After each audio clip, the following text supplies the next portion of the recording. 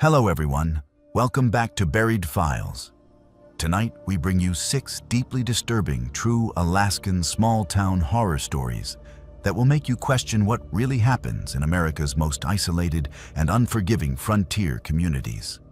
These are not fictional tales, but real accounts from the remote villages and settlements scattered across Alaska's vast wilderness, where help is hours away and darkness reigns for months at a time.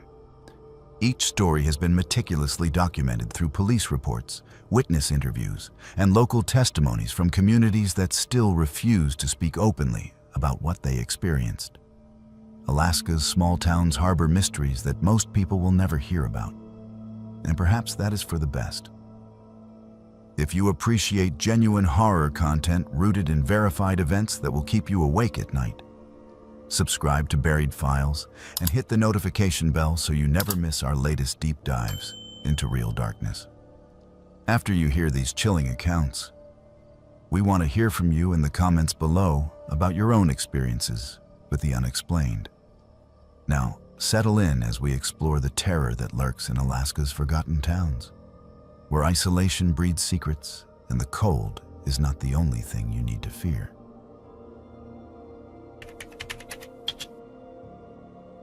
In late September of 2019, Catherine Morrison arrived in the small Alaskan town of Coldwater, a remote community of barely 300 residents located 90 miles from the nearest highway and over 200 miles from Anchorage. She had accepted a teaching position at the town's only school, a single building that housed grades kindergarten through 12. Catherine thought this would be her fresh start, a place where she could escape the chaos of her divorce and the suffocating memories of her failed marriage in Seattle. She believed that a small town would offer her peace, simplicity, and a chance to rebuild her life in a place where nobody knew her past. She had no idea that within 3 months, she would witness something that would make her question everything she thought she knew about human nature and the secrets that isolated communities can hide. The town of Coldwater sat in a valley surrounded by dense spruce forests and jagged mountains that seemed to block out the sun even during the brief daylight hours of autumn. The population consisted mostly of families who had lived there for generations, supplemented by a handful of workers at the nearby fishing processing plant that operated seasonally. There was one general store, one church, a volunteer fire department, and a small clinic staffed by a rotating nurse practitioner who flew in twice a week. The town had no police department. The nearest Alaska state trooper was stationed over an hour away by float plane, weather permitting. Catherine arrived on a chartered bush plane that landed on a gravel airstrip just outside town. The pilot, a weathered man in his 60s named Tom, helped her unload her bags and gave her a long look before he spoke. He told her that Coldwater was a good town full of good people, but it was not a place for outsiders who asked too many questions. Catherine laughed nervously and told him she was just there to teach, nothing more. Tom nodded slowly and said that was probably for the best. Then he climbed back into his plane and left her standing there with her suitcases, watching as the aircraft disappeared into the gray sky. The school principal, a woman named Margaret Chen, who had lived in Coldwater for 15 years, picked Catherine up in an old pickup truck and drove her to a small cabin on the edge of town. Margaret explained that the cabin came with a teaching position and had been empty since the previous teacher left abruptly the year before. Catherine asked why the teacher had left, but Margaret's expression hardened and she said only that some people were not cut out for the isolation. The cabin was modest but clean, with a wood stove for heat, a generator for electricity, and a well for water. Margaret showed Catherine how everything worked, handed her a list of emergency contacts, and reminded her that school started in 2 days. Before she left, Margaret paused at the door and told Catherine that if she noticed anything unusual in town, it was best to mind her own business and focus on her students. Catherine found the comment strange, but attributed it to small-town eccentricity. The first few weeks passed without incident. Catherine threw herself into her work, teaching a combined class of 15 students ranging from 6th to 8th grade. The children were quiet and well-behaved, almost unnaturally so. They rarely spoke unless spoken to and seemed uncomfortable making eye contact with her. When Catherine asked them questions about their families or their lives outside school, they gave short, careful answers that revealed almost nothing. She noticed that several of the students had bruises on their arms and legs. But when she brought this up with Margaret, the principal told her curtly that life in rural Alaska was hard and children got bumps and scrapes from outdoor work. Catherine wanted to press the issue but remembered Margaret's warning about minding her own business. It was in mid-October when Catherine first noticed the meetings. Every Thursday evening, she observed trucks and snowmobiles arriving at the old community center, a weathered building near the center of town. Dozens of adults filed inside, and the meetings lasted for hours. No children ever attended. Catherine asked one of her students, a 12-year-old girl named Emma, what the Thursday meetings were about. Emma's face went pale, and she said quietly that it was just boring town council stuff that kids did not need to worry about. But the fear in Emma's eyes suggested something very different. Curiosity got the better of Catherine one Thursday night in early November. The temperature had dropped below zero and darkness came early, with only 4 hours of week daylight. She bundled up in her parka and walked through the snow-covered streets toward the community center. Light glowed from the windows, and she could hear voices inside, though she could not make out the words. Catherine approached quietly and peered through a gap in the curtains covering one of the windows. What she saw made her blood run cold. The entire adult population of Coldwater seemed to be packed into the room, standing in concentric circles around something in the center. Catherine could not see what they were looking at, but their faces were eerily calm, almost blank. At the front of the room stood a man she recognized as Robert Hayes, who owned the general store. Robert was speaking in a low, rhythmic voice, and the crowd was responding in unison with words Catherine could not understand. It sounded like a chant or prayer, but in no language she had ever heard.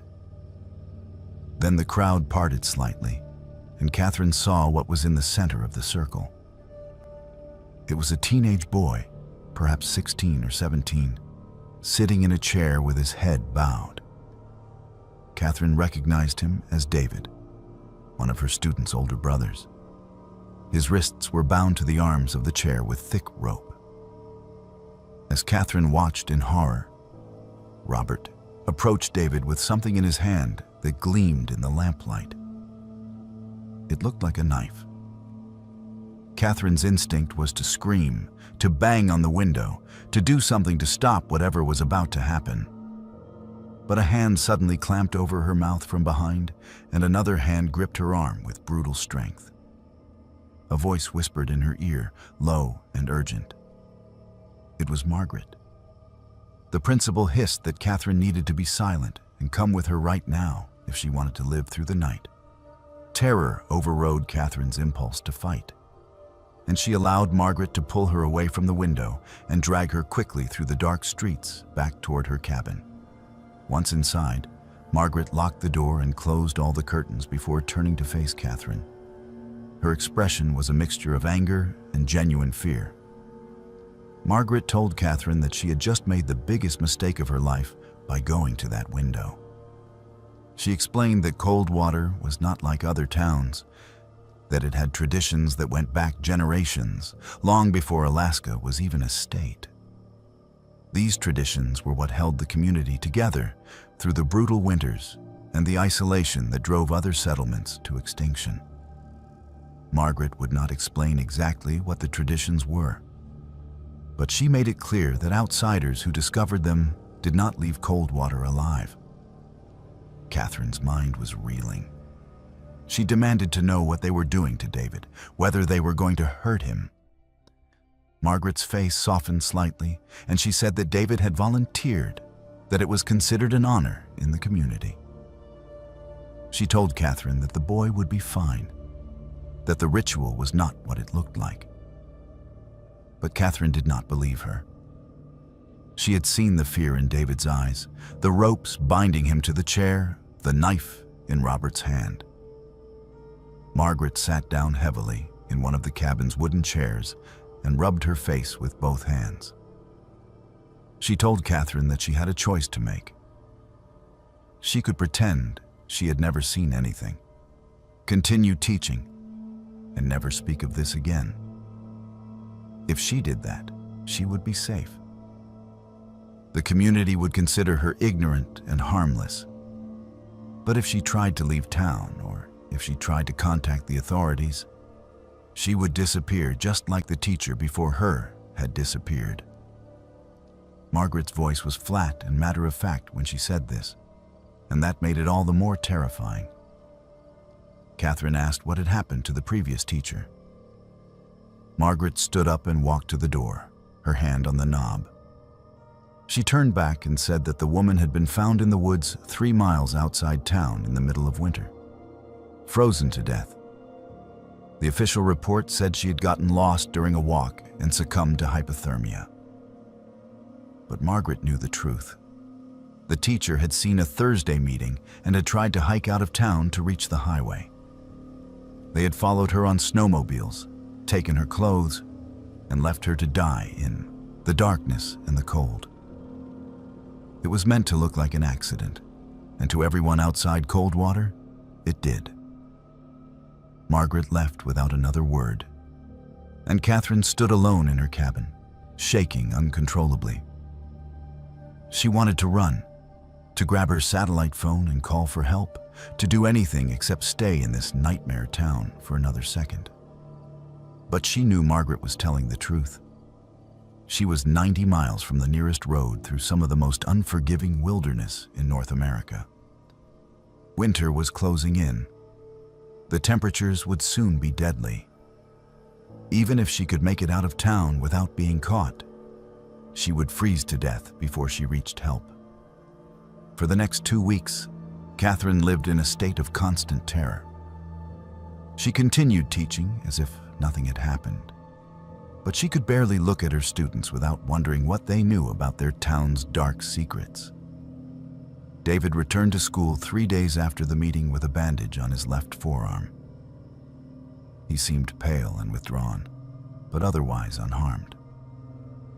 Catherine wanted to ask him what had happened, but she could feel eyes on her constantly.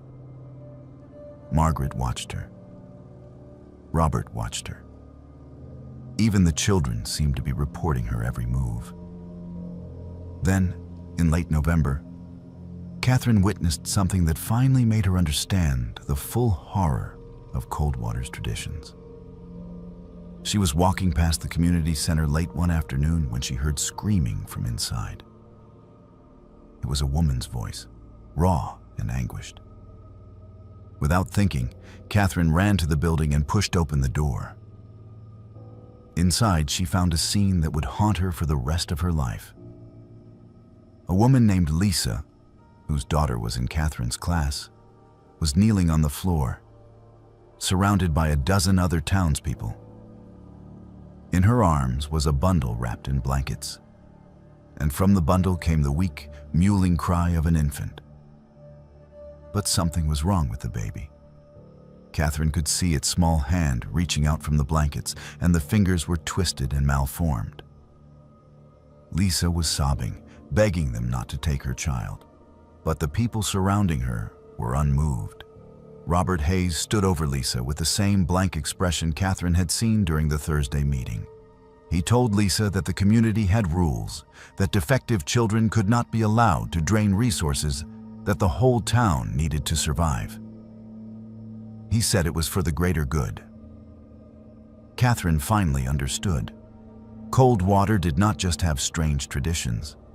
It practiced a brutal form of collective survival that involved sacrificing anyone who was deemed weak or defective. The Thursday meetings were where these decisions were made, where the community decided who would be allowed to stay and who would be taken into the woods and left to die. David had been tested and found acceptable. Lisa's baby had not. Catherine turned and ran from the community center. She ran back to her cabin, locked herself inside, and vomited until there was nothing left in her stomach. She knew she could not stay. She knew they would eventually decide she was a threat. But she also knew she could not escape through the wilderness in the dead of winter. She was trapped. It took Catherine 3 more weeks to formulate a plan.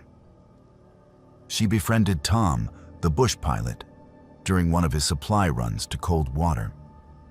She told him she had a family emergency and needed to leave as soon as possible. She paid him double his usual fee in cash and made him promise not to tell anyone in town. Tom agreed, though his eyes showed he knew something was wrong. On the morning of December 18th, Catherine walked to the airstrip with only a small backpack. She told Margaret she was going for a walk to clear her head. The temperature was 15 below zero and a light snow was falling. Tom was waiting with his plane already running. Catherine climbed in, and they took off before anyone in Coldwater realized she was leaving. As the plane climbed into the gray sky, Catherine looked down at the town below. She could see people emerging from buildings, pointing up at the aircraft.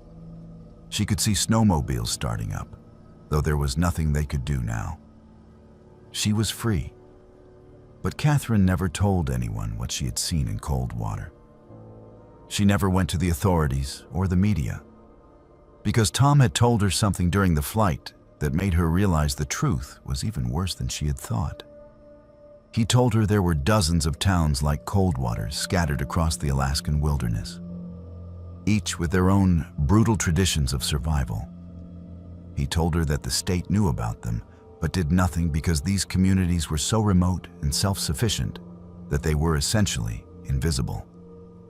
He told her that if she spoke out, she would not just be fighting one small town.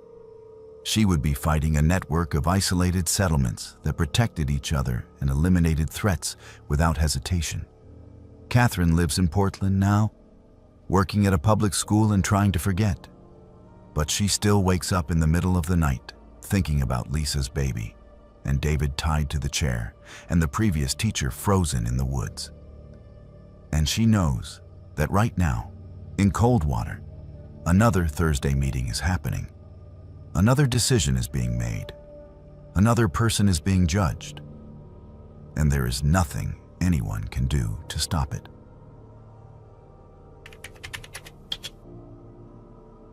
Jason Caldwell arrived in the small Alaskan town of Birch Creek on June 14, 2021, with a plan to spend 3 weeks photographing the summer wilderness for a travel magazine based in Denver. He was 28 years old, an experienced outdoorsman who had hiked through national parks across the western United States. And he had been dreaming of an Alaska trip for years. Birch Creek, with a population of just under 400 people, was supposed to be his base camp for exploring the surrounding mountains and rivers. The town sat 40 miles from the nearest paved road, accessible only by bush plane or a treacherous dirt track that was impassable for half the year. Jason thought the remoteness would make for better photographs, more authentic content that had not been captured 1,000 times before. He had no way of knowing that he would never leave Birch Creek alive, and that his disappearance would become one of the most disturbing unsolved mysteries in modern Alaskan history. Jason checked into the Birch Creek Lodge, the only accommodation in town, run by a husband and wife team named Frank and Susan Morrison. The lodge was a rustic 2-story building with 8 rooms, a small restaurant on the first floor, and a bar that served as the social center for locals and the occasional tourist. Frank was a large man in his 50s, with a thick beard and a gruff manner, while Susan was quieter, more watchful. They welcomed Jason cordially enough, and gave him a room on the second floor overlooking the main street, which consisted of a general store, a post office, a fuel depot, and a handful of houses. For the first week, everything went exactly as Jason had planned. He spent his days hiking into the wilderness with his camera equipment, photographing the endless forests of black spruce and white birch, the crystal-clear streams teeming with salmon, and the mountains that rose up in every direction like ancient sentinels. He returned to the lodge each evening tired but exhilarated, uploading his photos to his laptop and writing notes for his article. He ate dinner in the lodge restaurant and occasionally had a drink at the bar, where he made small talk with the locals who gathered there. They were friendly in a reserved way, answering his questions about hiking trails and wildlife, but never volunteering much information about themselves or the town. On June 20th, Jason mentioned to Frank that he wanted to hike to a place called Raven's Gorge, a narrow canyon about 8 miles north of town that was supposed to have spectacular waterfalls. Frank's expression changed instantly. He told Jason that Raven's Gorge was not a good place to go, that the terrain was dangerous and people had gotten hurt there in the past. Jason pressed for details, but Frank became evasive, saying only that it was easy to lose your way in that area and that cell phones did not work out there. Jason thanked him for the warning, but made it clear he intended to go anyway. He was an experienced hiker. He had a satellite GPS device, and he was not afraid of challenging terrain. Frank stared at him for a long moment and then walked away without another word. The next morning, June 21st, Jason left the lodge at 6 in the morning. He told Susan he would be back by nightfall and asked her to save him a plate of whatever the dinner special was. Susan nodded and watched from the window as Jason walked down the street and disappeared into the forest at the north end of town. That was the last confirmed sighting of Jason Caldwell alive. When Jason failed to return by 10 that night, Susan mentioned it to Frank, but he said the young man had probably underestimated the hike and decided to camp overnight. He would likely show up in the morning tired and embarrassed. But when Jason did not appear by noon the next day, Susan insisted they contact the Alaska State Troopers. The nearest trooper, a man named Sergeant Michael Torres, flew into Birch Creek that afternoon and immediately organized a search party. Sergeant Torres interviewed Susan and Frank, who repeated what they had told him about Jason's destination. Torres then asked for volunteers from the town to help search the area around Raven's Gorge. A dozen men stepped forward, including Frank and a lean, silent man named Christian Novak, who worked as a hunting guide. Torres noted that the volunteers seemed competent and familiar with the wilderness, which was fortunate given the vast area they needed to cover. The search party set out at dawn on June 23rd, spreading out in a grid pattern as they moved north toward Raven's Gorge. The terrain was brutal, with thick underbrush, steep hillsides, and countless streams that had to be crossed. Torres kept the searchers in radio contact as best he could, but the mountains interfered with the signal. By late afternoon, one of the groups radioed that they had found something. It was Christian Novak's team, and they were at the southern entrance to Raven's Gorge. When Torres reached the location, Christian showed him what they had discovered. It was Jason's backpack, sitting upright on a flat rock beside the trail. The backpack was completely intact, not torn or damaged in any way. Inside, Torres found Jason's wallet, his satellite GPS device, his camera with the memory card still in it, 3 energy bars, and a full water bottle. Everything a hiker would need for a day trip. The only thing missing was Jason himself. Torres examined the GPS device and checked the last recorded location. It showed that Jason had reached this exact spot at approximately 9:30 in the morning on June 21st. Then, the device had been turned off. Torres found this deeply strange. Why would an experienced hiker turn off his GPS in unfamiliar wilderness? And why would he leave his backpack with all his supplies sitting neatly on a rock? Christian suggested that maybe Jason had set down his pack to take photographs without the extra weight and had wandered off the trail. Torres agreed this was possible and ordered the search to focus on the area immediately surrounding the backpack location. For the next 3 days, the search party combed through Raven's Gorge and the surrounding forest. They found no trace of Jason, no footprints, no torn clothing, no signs of a struggle or an animal attack. It was as if he had simply vanished into thin air. On June 27th, Torres expanded the search radius and brought in additional troopers and a search and rescue dog team from Anchorage.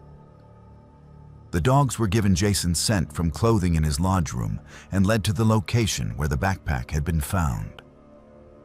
But from that point, the dogs could not pick up a trail. They circled the area, whining and agitated, but they could not indicate a direction that Jason had gone. The dog handlers told Torres this was extremely unusual. Even if Jason had climbed onto rocks or crossed water, the dogs should have been able to find some scent trail. It was as if Jason's scent simply ended at the rock where his backpack had been placed. Torres began to suspect that Jason's disappearance was not a simple case of getting lost. He returned to Birch Creek and conducted more detailed interviews with the townspeople. He asked about Raven's Gorge and why Frank had warned Jason not to go there. Most people gave vague answers about difficult terrain, but an elderly woman named Helen, who lived alone on the edge of town, told Torres something that made his blood run cold. Helen said that Raven's Gorge had a bad reputation going back decades.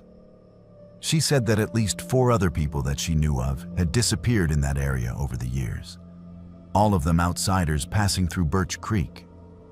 The first had been in 1987, a geologist working for an oil company, then a backpacker in 1995, a wildlife biologist in 2004, and a hunting guide from Fairbanks in 2013. None of them had ever been found.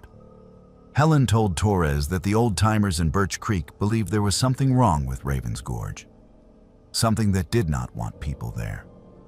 When Torres asked what she meant by something, Helen just shook her head and said she had already said too much. Torres confronted Frank Morrison with this information. He demanded to know why Frank had not mentioned the previous disappearances when Jason went missing. Frank's face hardened. He said that those old stories were just superstition and coincidence. People got lost in the Alaskan wilderness all the time. It did not mean there was anything sinister about Raven's Gorge specifically. But Torres noticed that Frank would not meet his eyes when he said this. On June 30th, one of the search teams found something else. It was Christian Novak who made the discovery, deep in Raven's Gorge, about 2 miles from where Jason's backpack had been found. It was a small clearing in the forest, roughly circular, about 30 feet in diameter. The ground in the clearing was completely bare. No grass, no moss, no vegetation of any kind. Just dark, packed earth.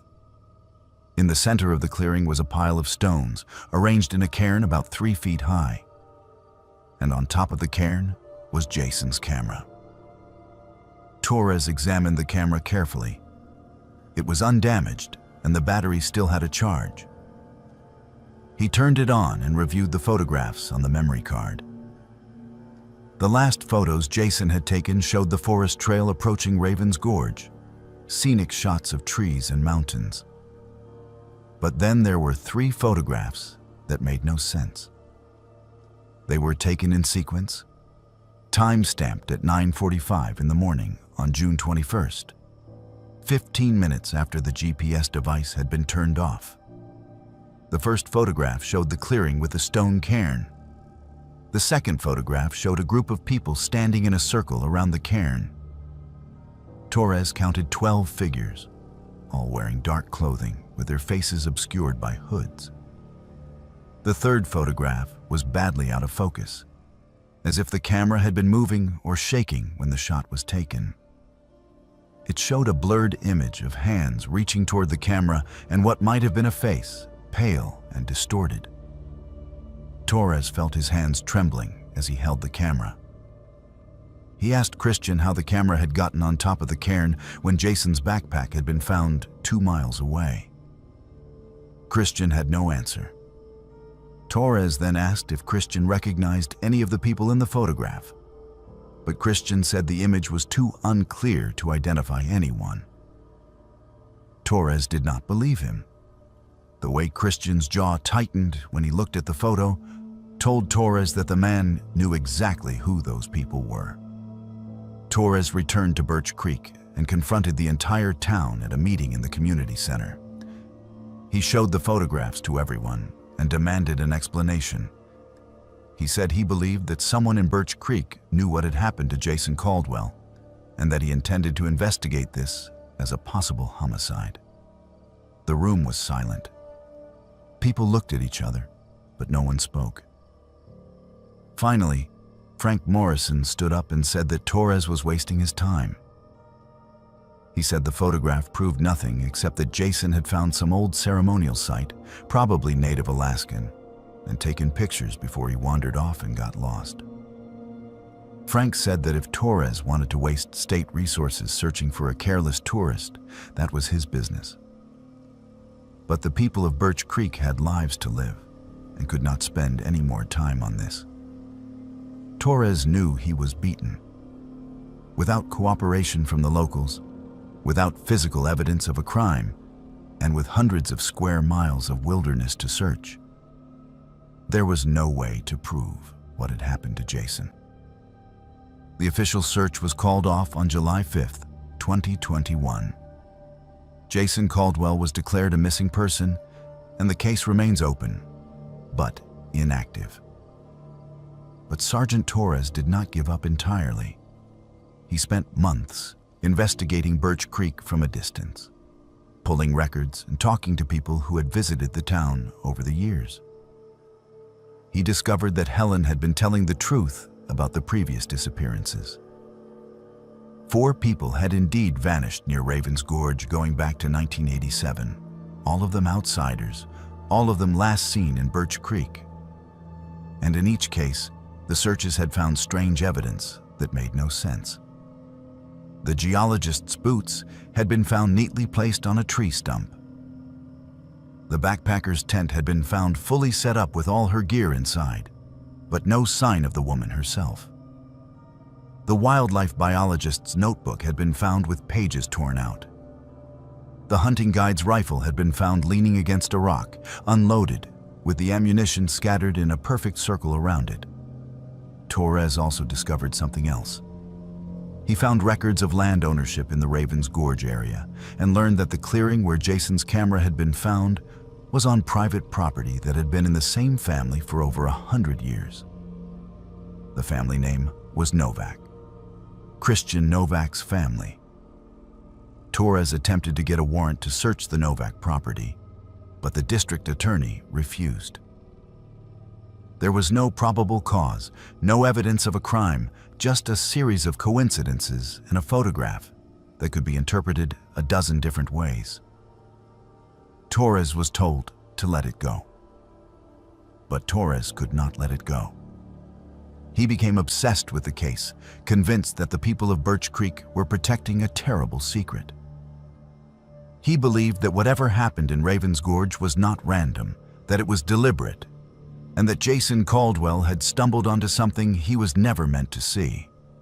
Torres believed the photograph showed a ritual, and that the hooded figures had taken Jason for reasons he could only guess at. In December of 2022, Sergeant Michael Torres took early retirement from the Alaska State Troopers. He told colleagues he was burned out and needed a change. But those who knew him well said he was a different man after the Jason Caldwell case, haunted and withdrawn. Torres moved to Arizona and cut off contact with almost everyone he knew in Alaska. To this day, Jason Caldwell's family offers a $50,000 reward for information leading to his whereabouts. They have hired private investigators and psychics and searched on their own. But Birch Creek remains silent. The people there refuse interviews and run off anyone who asks too many questions about Raven's Gorge. And every year, on the anniversary of Jason's disappearance, someone places fresh flowers on the stone cairn in the clearing. Sergeant Torres knows this because he hired a private investigator to set up a trail camera watching the site. The camera shows a hooded figure approaching in the early morning darkness, placing the flowers and leaving without ever showing their face. Jason's mother keeps his camera in a locked drawer in her home in Denver. She has looked at those last 3 photographs 1,000 times, searching for some clue, some detail that might explain what happened to her son. But all she sees are shadows and blurred faces and the image of hands reaching toward the camera in the instant before everything went dark. And in Birch Creek, Christian Novak still guides hunters through the wilderness. And Frank Morrison still runs the lodge. And the people still gather in private and speak in whispers about the things that must be done to keep their town alive in the unforgiving Alaskan wild. And Raven's Gorge waits, silent and patient, for the next outsider who ignores the warnings and ventures too deep into places where they do not belong.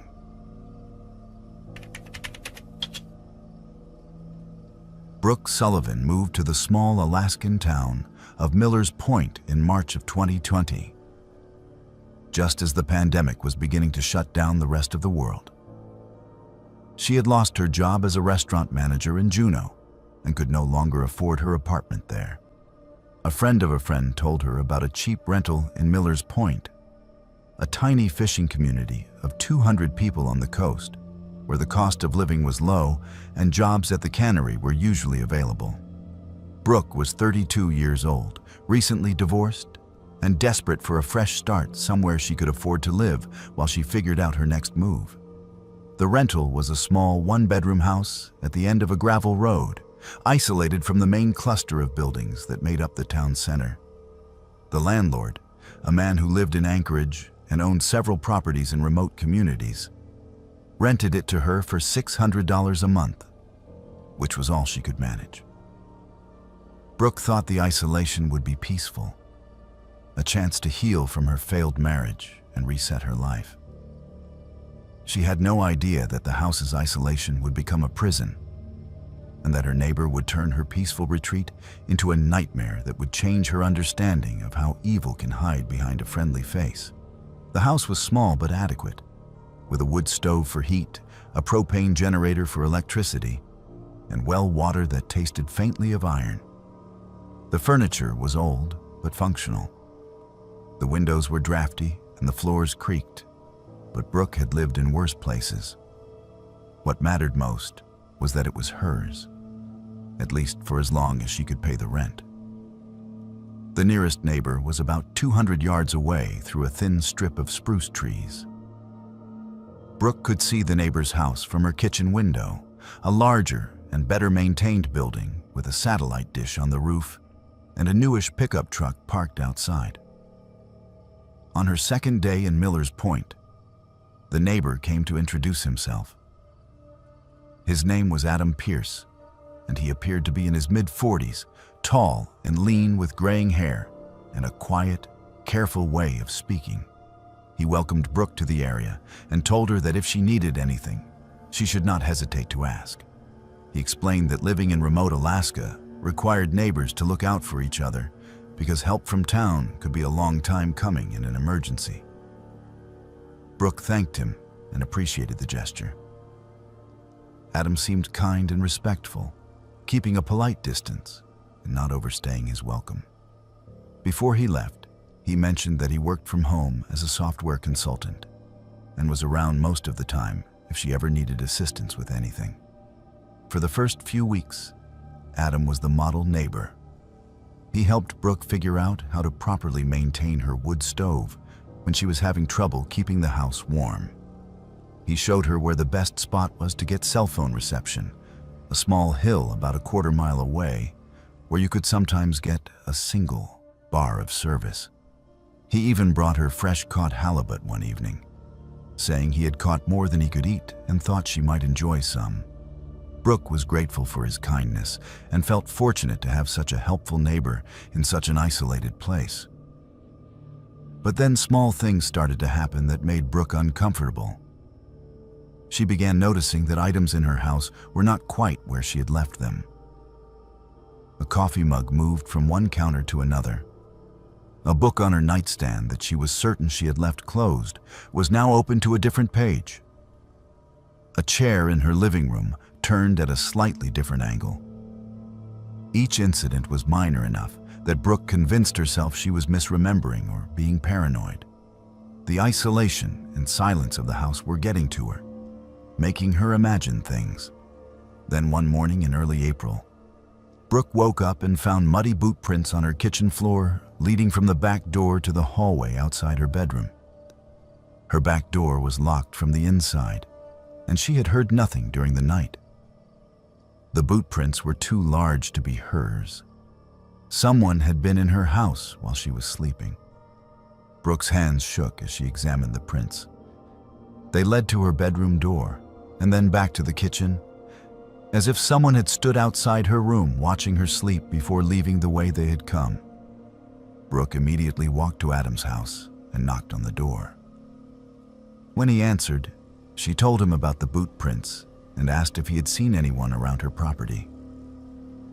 Adam's face showed concern, and he said he had not noticed anything unusual, but he would keep an eye out. He suggested that maybe it had been an animal, perhaps a bear, though he admitted bear prints did not really look like boot prints. His explanation made no sense, and Brooke left feeling more unsettled than reassured. She noticed as she walked away that Adam was wearing boots, and she wondered about the size. That night, Brooke wedged a chair against her back door and slept with a kitchen knife under her pillow. She barely slept at all, jerking awake at every small sound.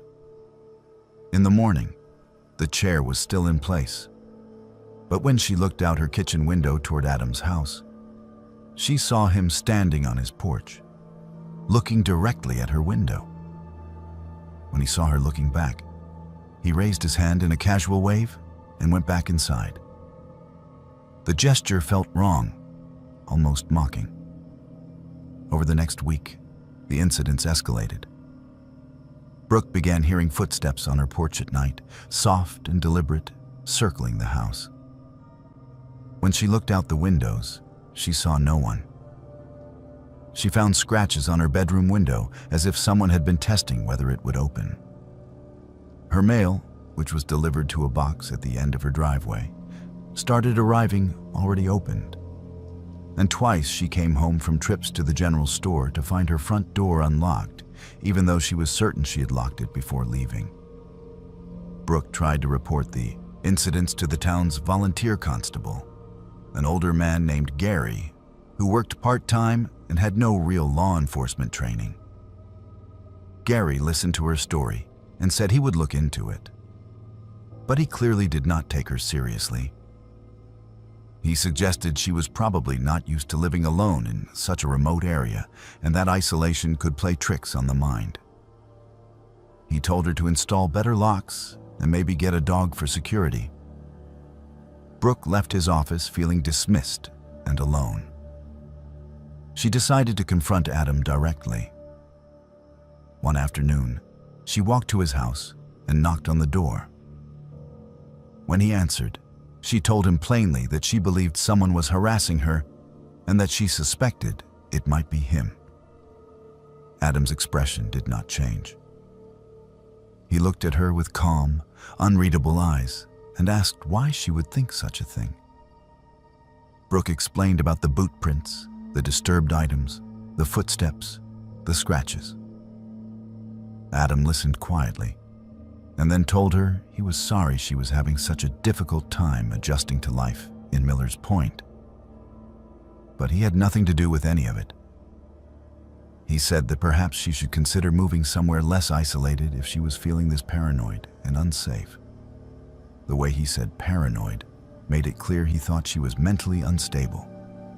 That night, Brooke decided to set a trap. She took a photo of her living room with her phone, making sure to capture the exact position of every object. The coffee table, the books, the couch cushions, everything.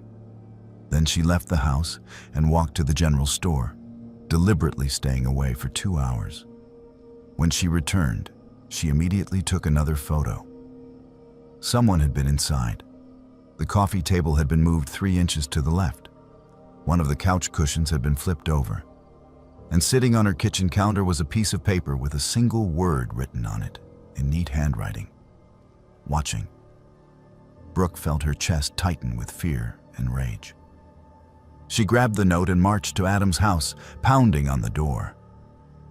When he opened it, she shoved the paper in his face and demanded to know why he was doing this to her. Adam took the note, examined it, and then looked at her with what appeared to be genuine confusion.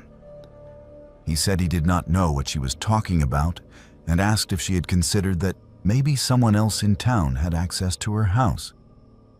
He suggested that maybe her landlord had given a key to a previous tenant who had not returned it.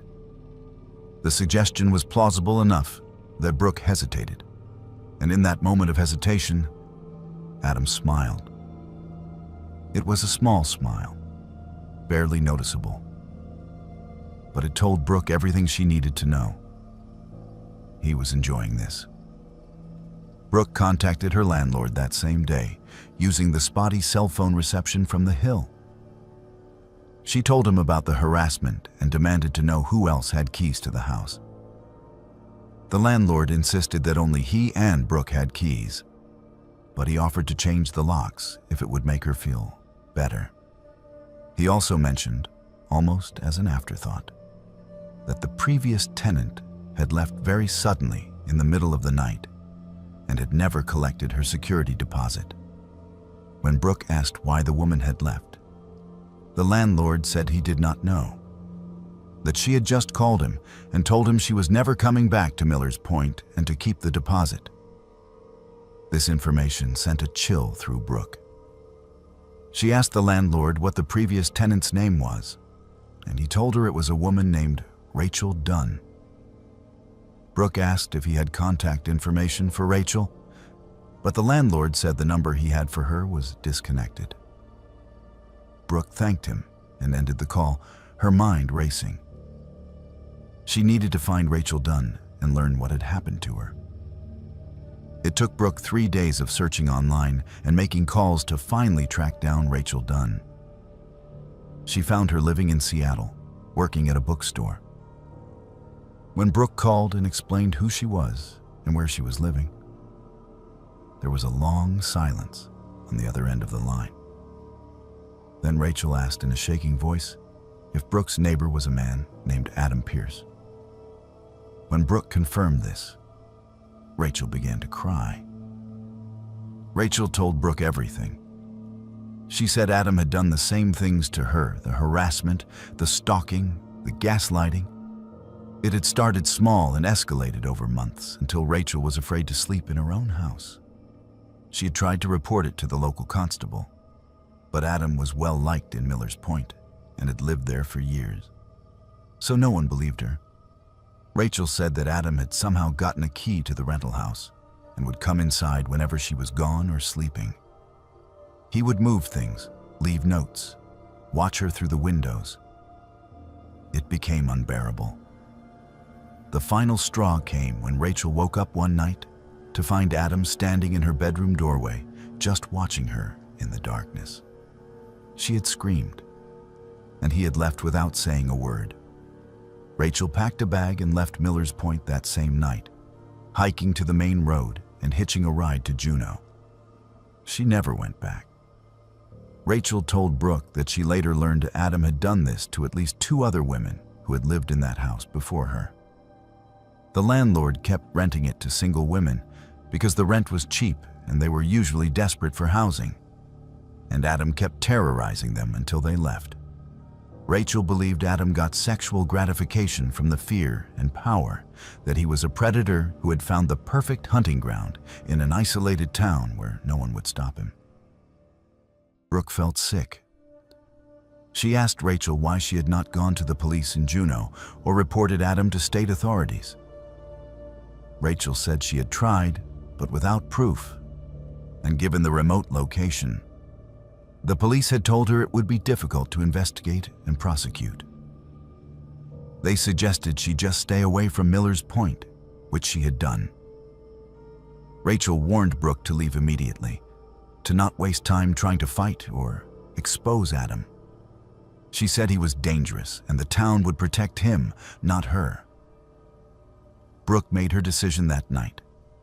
She packed her essential belongings and left everything else. She hiked to the main road in the darkness and waited until dawn when a supply truck came through heading to Juneau. The driver gave her a ride, asking no questions about why a woman was standing alone on a remote highway at sunrise. Brooke never went back to Miller's Point. She lost her security deposit and the belongings she left behind, but she considered it a small price to pay for her safety. She found work in Juneau and tried to rebuild her life for the second time in a year. But Brooke still thinks about Adam Pierce every day.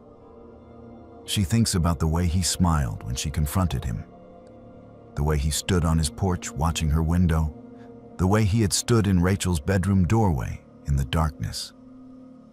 She thinks about how many women he has terrorized over the years and how many more he will terrorize in the future.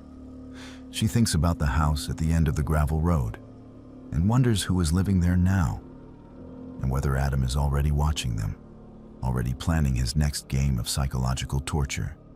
And she knows that Adam is still there in Miller's Point, waiting for the next desperate woman who needs cheap housing in a remote town where neighbors are supposed to look out for each other, where a kind man offers help and fresh-caught halibut and slowly reveals himself to be something much darker, where screams do not carry far enough for anyone to hear, and where isolation is not peace, but a trap.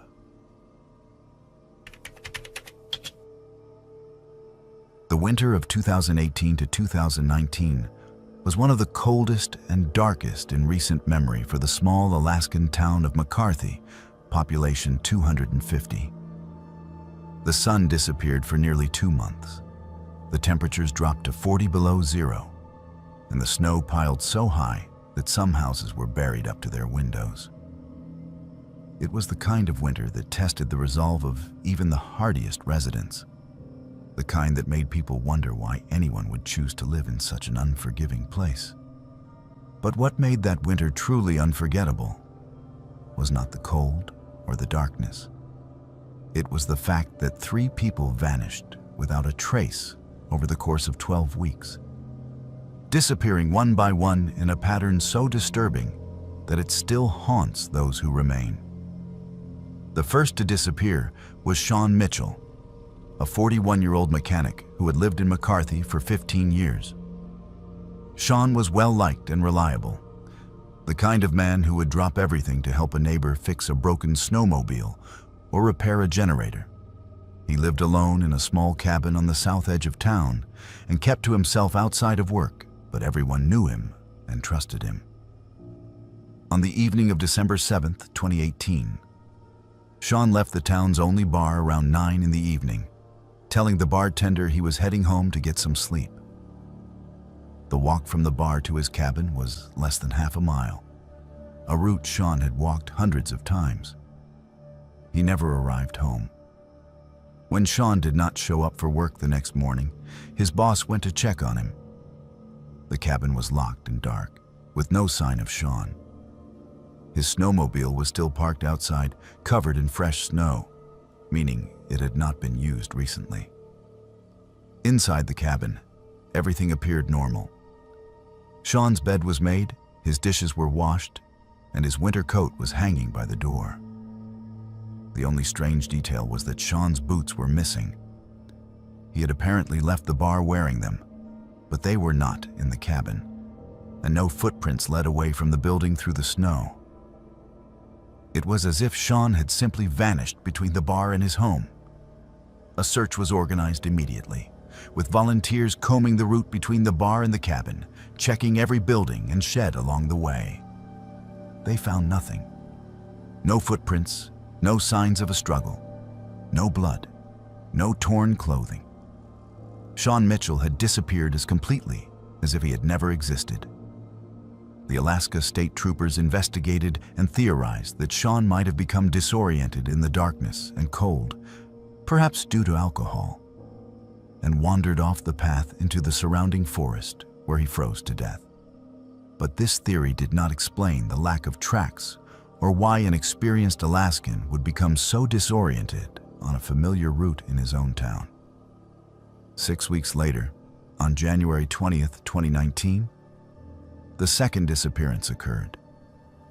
Caroline Hayes was a 34-year-old nurse who flew into McCarthy once a week to provide medical services to the community. She stayed in a small apartment above the general store during her visits.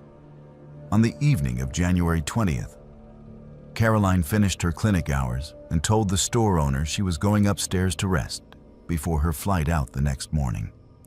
The store owner locked up at 8 in the evening and went home, leaving Caroline alone in the apartment. The next morning, when the bush pilot arrived to pick up Caroline, she was gone. The apartment was undisturbed. Caroline's suitcase was packed and sitting by the door, ready for her departure. Her coat and boots were missing, suggesting she had dressed to go outside. But the door to the apartment had been locked from the inside, and the only way out was down an exterior staircase that led to the street. Fresh snow had fallen during the night, and there were no footprints on the stairs or in the street below. Caroline Hayes had vanished from a locked apartment without leaving a trace. This second disappearance sent a wave of fear through McCarthy. People began to speculate that something was hunting them, that the darkness and cold had brought something evil to their town. The state troopers returned and conducted a more intensive investigation, interviewing every resident and searching every building. They found no evidence of foul play, no signs of Caroline, nothing that explained how a woman could disappear from a locked room without using the only exit. The official theory was that Caroline had somehow left the apartment before the snow fell, perhaps to meet someone or take a walk, and had gotten lost or fallen into a hidden crevasse. But the locked door and the lack of footprints made this explanation feel hollow. The third disappearance happened on March 3rd, 2019, just as the sun was beginning to return for more than a few hours each day. Zoe Brennan was a 26-year-old woman who worked at the town's fuel depot, one of the few year-round jobs available in McCarthy. Zoe was quiet and kept to herself, living in a trailer at the north end of town. On the afternoon of March 3rd, Zoe finished her shift at the fuel depot at 4 in the evening. A co-worker saw her walking toward her trailer in the fading daylight. That was the last confirmed sighting of Zoe Brennan. When Zoe did not show up for work the next morning, her supervisor went to check on her. The trailer was unlocked and empty. Inside, investigators found a scene that was both mundane and deeply unsettling. Zoe's work clothes were folded neatly on her bed. Her dinner, a half-eaten bowl of soup, was on the kitchen table, still lukewarm. The television was on, playing static because the broadcast had ended, and on the bathroom mirror, someone had written a single word in what appeared to be condensation or steam. 3. The word 3 sent a chill through everyone who saw it. It seemed to suggest that the disappearances were not random, that they were deliberate, and that whoever or whatever was responsible was counting. But counting what? Victims? Warnings? No one knew, and the ambiguity made it even more terrifying. The Alaska State Troopers brought in additional resources, including criminal profilers and search and rescue teams. They interviewed every single person in McCarthy, looking for connections between Sean Caroline, and Zoe. What they found was disturbing in its implications. All three had disappeared on dates that fell exactly 6 weeks apart. All three had vanished without any physical evidence of their departure. And all three had been alone at the time of their disappearance, with no witnesses to what had happened. More disturbing still was a detail that emerged during the investigation. A local woman named Linda, who had lived in McCarthy for 30 years, came forward with information she had been afraid to share. She told the troopers that similar disappearances had occurred in the winter of 1989 to 1990, 30 years earlier. 3 people had vanished that winter, one every 6 weeks, all without a trace. Linda had been young at the time and remembered the fear that had gripped the town. The disappearances had stopped after the 3rd victim, and life had eventually returned to normal. People tried to forget, but Linda had never forgotten. And when the pattern repeated itself in 2019, she knew it was not a coincidence. The troopers searched through old records and confirmed Linda's story. In the winter of 1989 to 1990, 3 McCarthy residents had indeed disappeared under mysterious circumstances. The cases had never been solved. The files were still open but had long since gone cold. The similarities to the 2019 disappearances were undeniable. The 6-week intervals, the lack of physical evidence, the sense that something was deliberately taking people. But why every 30 years? And why always 3 people? And why did it stop after the 3rd victim? These questions haunted the investigation, and no answers were found.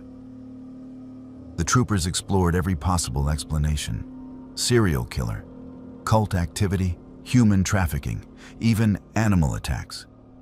Though no animal could explain the locked doors and missing footprints, nothing fit. The evidence, or rather, the lack of evidence, defied logical explanation. As winter turned to spring in 2019, the people of McCarthy waited in terror for a 4th disappearance. But it never came. 6 weeks passed, then 12, then 20.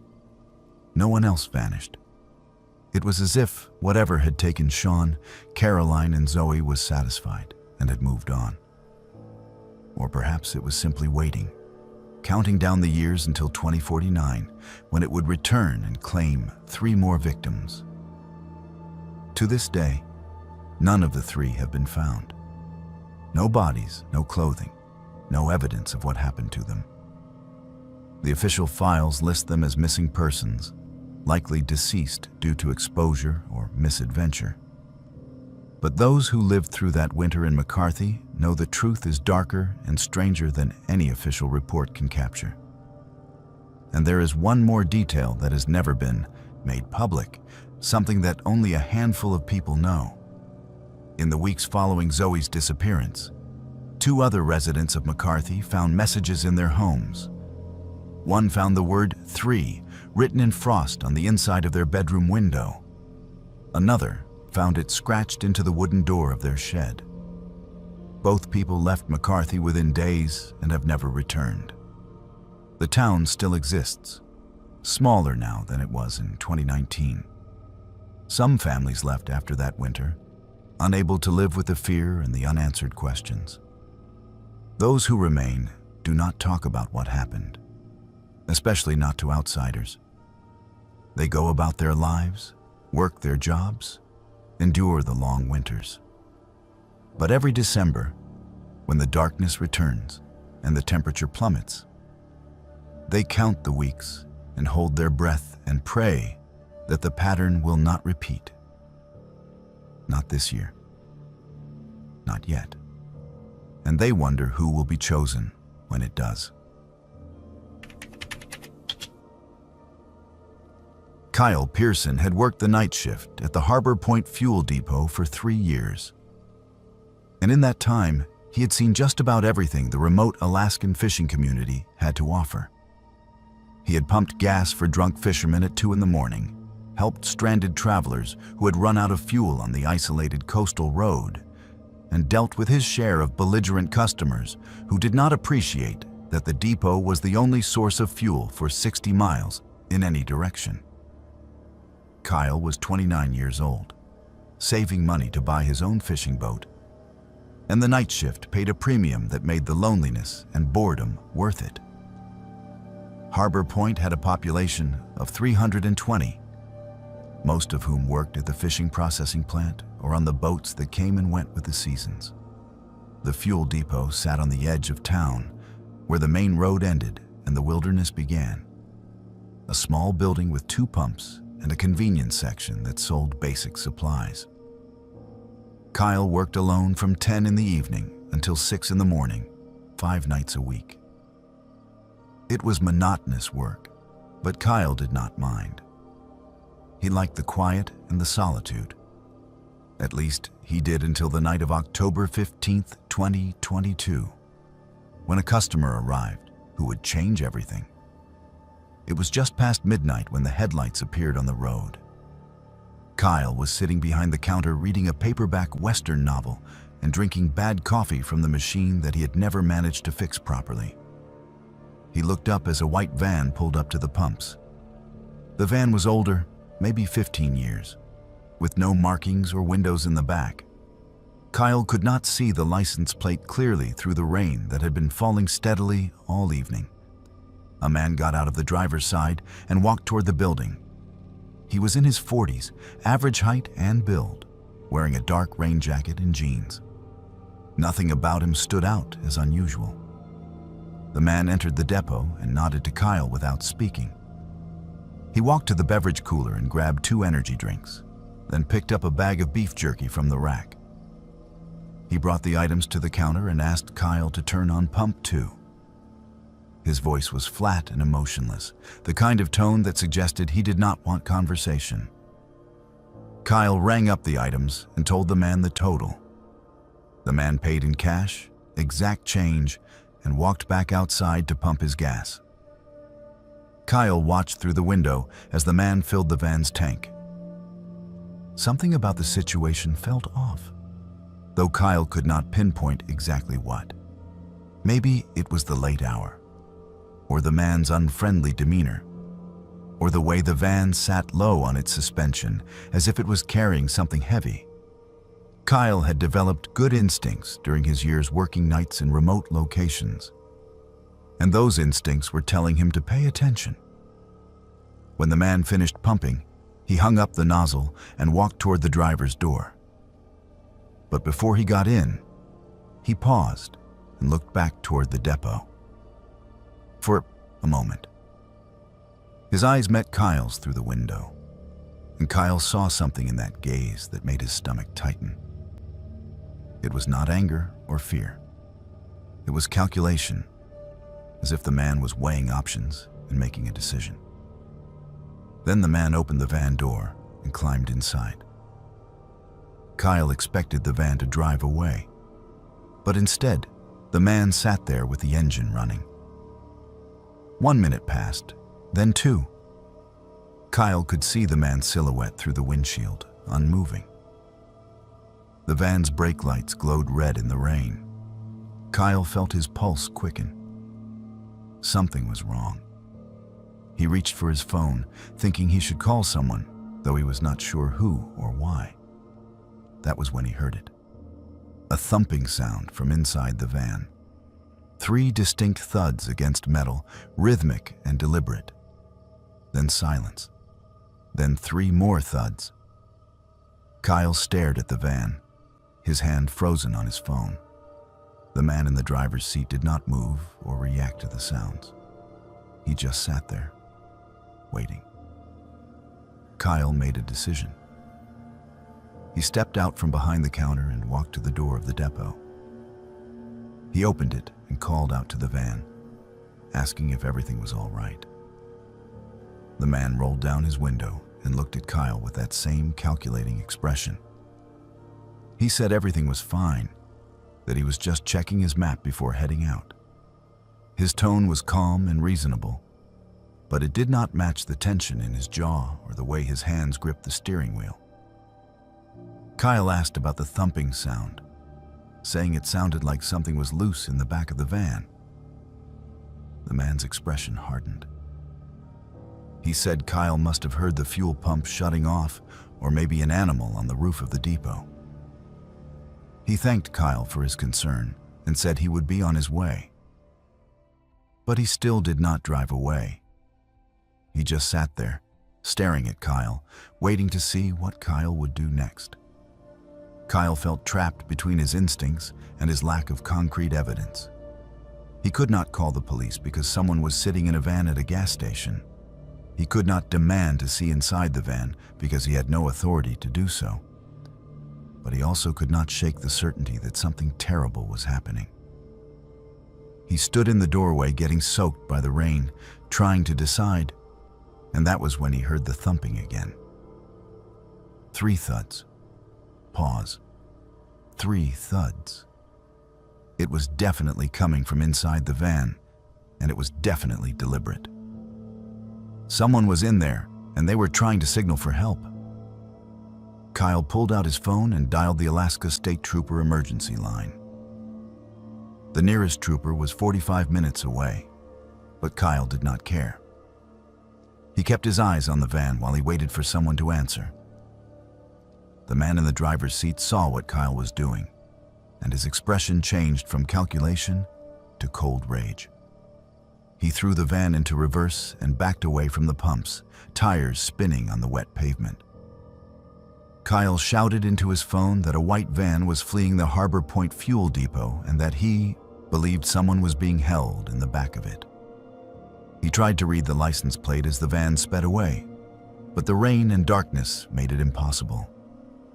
He could only tell the dispatcher the make and color of the vehicle and the direction it was heading, north on the coastal road toward the town of Whittier. The trooper arrived an hour later. Kyle gave his statement, describing everything he had seen and heard. The trooper took notes and said he would put out an alert for the van. But he also told Kyle that without a license plate number or a clear description of a crime, there was little he could do. The thumping sounds could have been cargo shifting. The man's behavior could have been nervousness or annoyance at being questioned. Kyle understood the trooper's position, but he also knew what he had heard. Someone had been in that van asking for help. 3 days later, Kyle received a call from the Alaska State Troopers. They had found the white van abandoned on a logging road 15 miles north of Harbor Point. The back of the van had been recently cleaned with bleach, but luminol testing revealed massive amounts of blood that had soaked into the floor panels.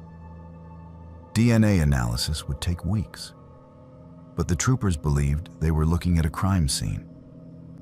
They asked Kyle to come in and provide a more detailed statement, and to work with a sketch artist to create a composite of the man's face. Kyle did everything they asked. He described the man in as much detail as he could remember. Average height, average build, dark hair going gray at the temples, no distinguishing marks. The sketch artist created an image that looked like 1,000 other middle-aged men. The troopers thanked Kyle and told him they would be in touch if they had more questions. Weeks turned into months. The DNA from the van was matched to a woman named Sarah Chen, who had been reported missing from Anchorage 2 weeks before Kyle's encounter. Sarah was a 33-year-old accountant who had disappeared while walking to her car after work. Her body was never found. The investigation went nowhere. The man from the fuel depot vanished as completely as Sarah had.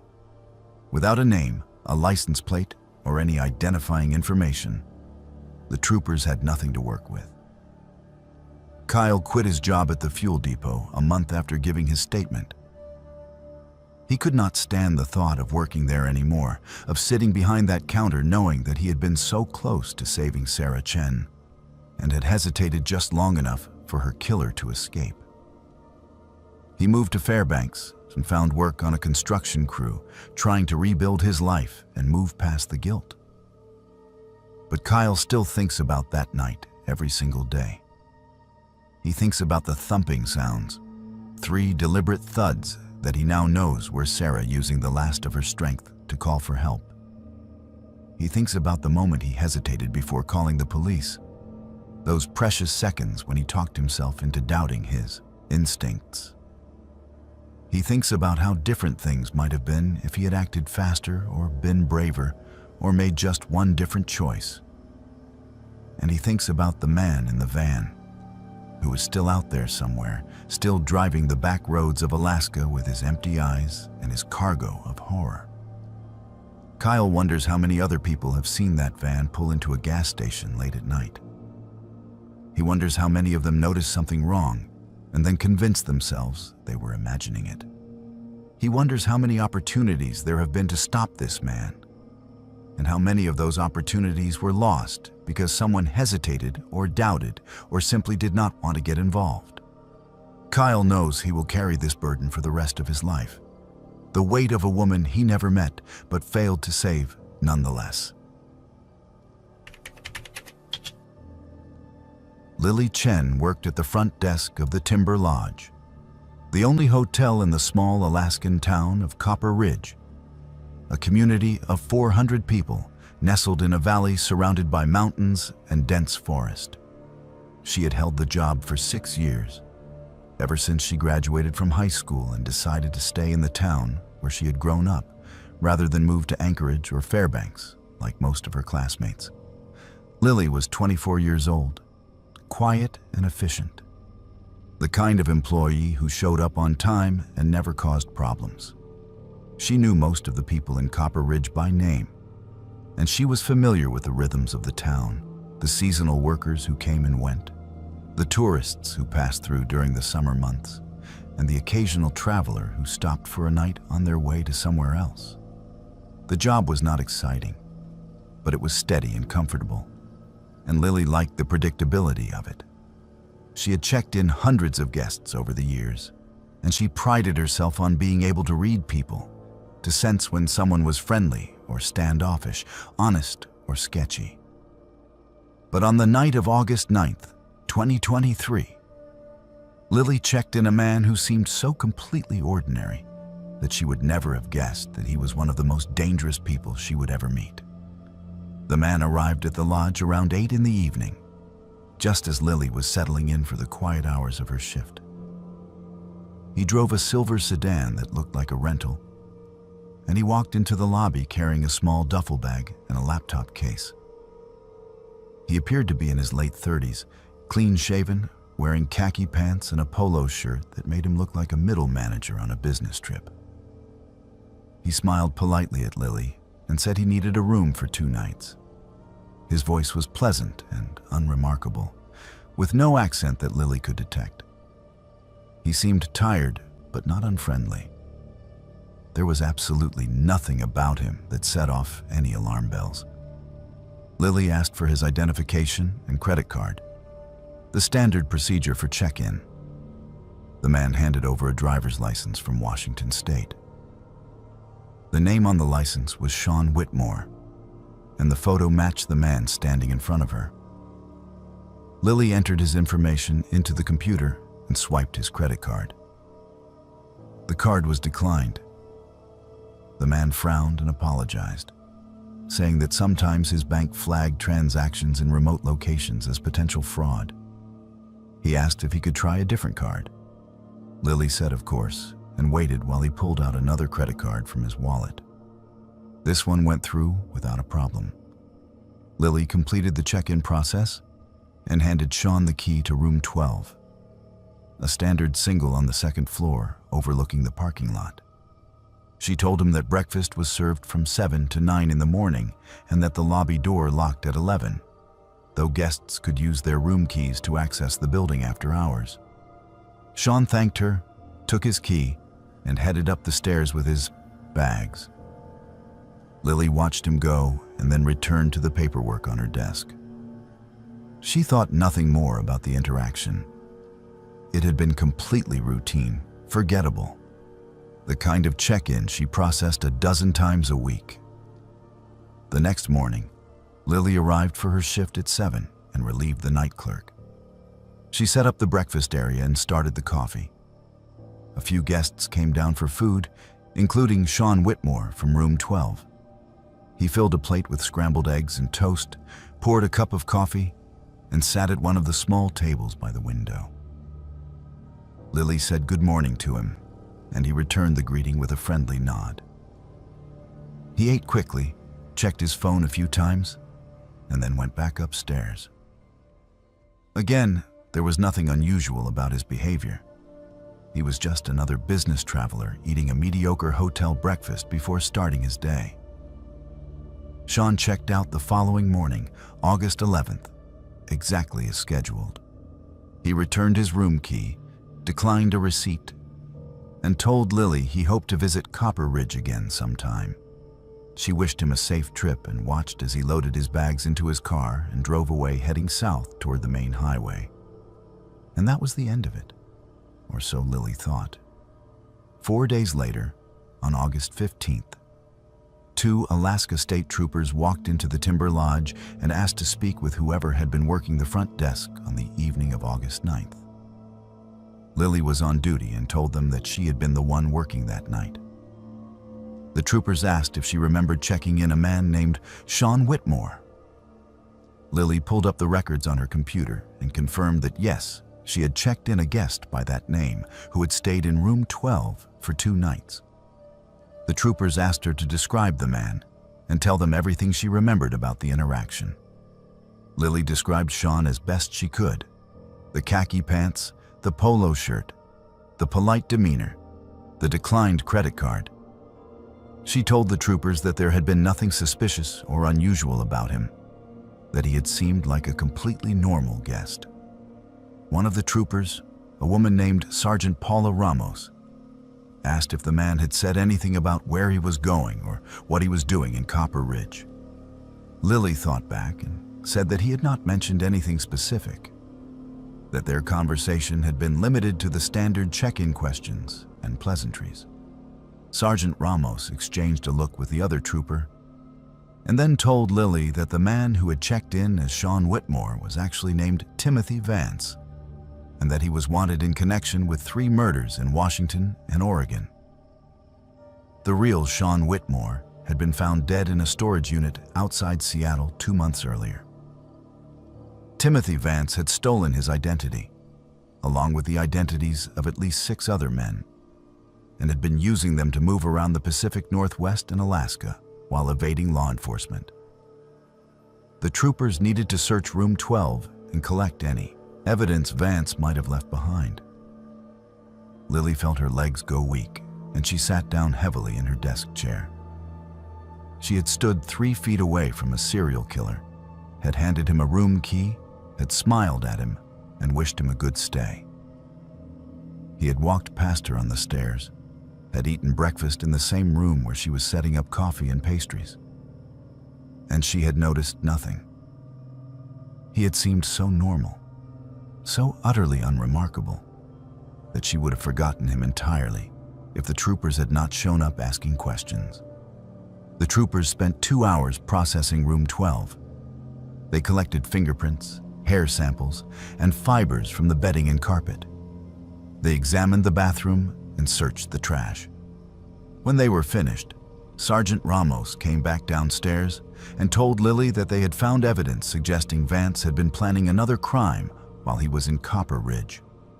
There were maps of the area with certain roads and buildings marked, along with handwritten notes about the schedules and routines of local residents. The troopers believed Vance had been surveilling potential victims during his 2-day stay. Sergeant Ramos asked Lily if she had seen Vance talking to anyone else during his time at the lodge, or if she had noticed him paying particular attention to any other guests or staff members. Lily tried to remember, but she could only recall him being alone, eating breakfast by himself, keeping to himself. She asked the sergeant if they knew who Vance had been targeting, and Ramos hesitated before saying that they believed one of the marked locations on the map was Lily's home address. There was a note next to it that said, "Works morning shift and lives alone." The realization hit Lily like a physical blow. Timothy Vance had not just been a guest passing through Copper Ridge. He had been there hunting, and she had been one of his potential targets. If he had not checked out when he did, if he had stayed an extra day or decided to come back, Lily might have been his fourth victim. She asked the troopers why he had left, why he had not followed through with whatever he had been planning. Sergeant Ramos said they did not know for certain, but they believed Vance might have become spooked when his first credit card was declined. He might have worried that the transaction would be flagged and investigated, and he had decided to move on rather than risk being caught. The troopers told Lily that they were increasing patrols in Copper Ridge and that she should be vigilant about her personal security. They gave her a number to call if she saw anything suspicious or if Timothy Vance made any attempt to contact her.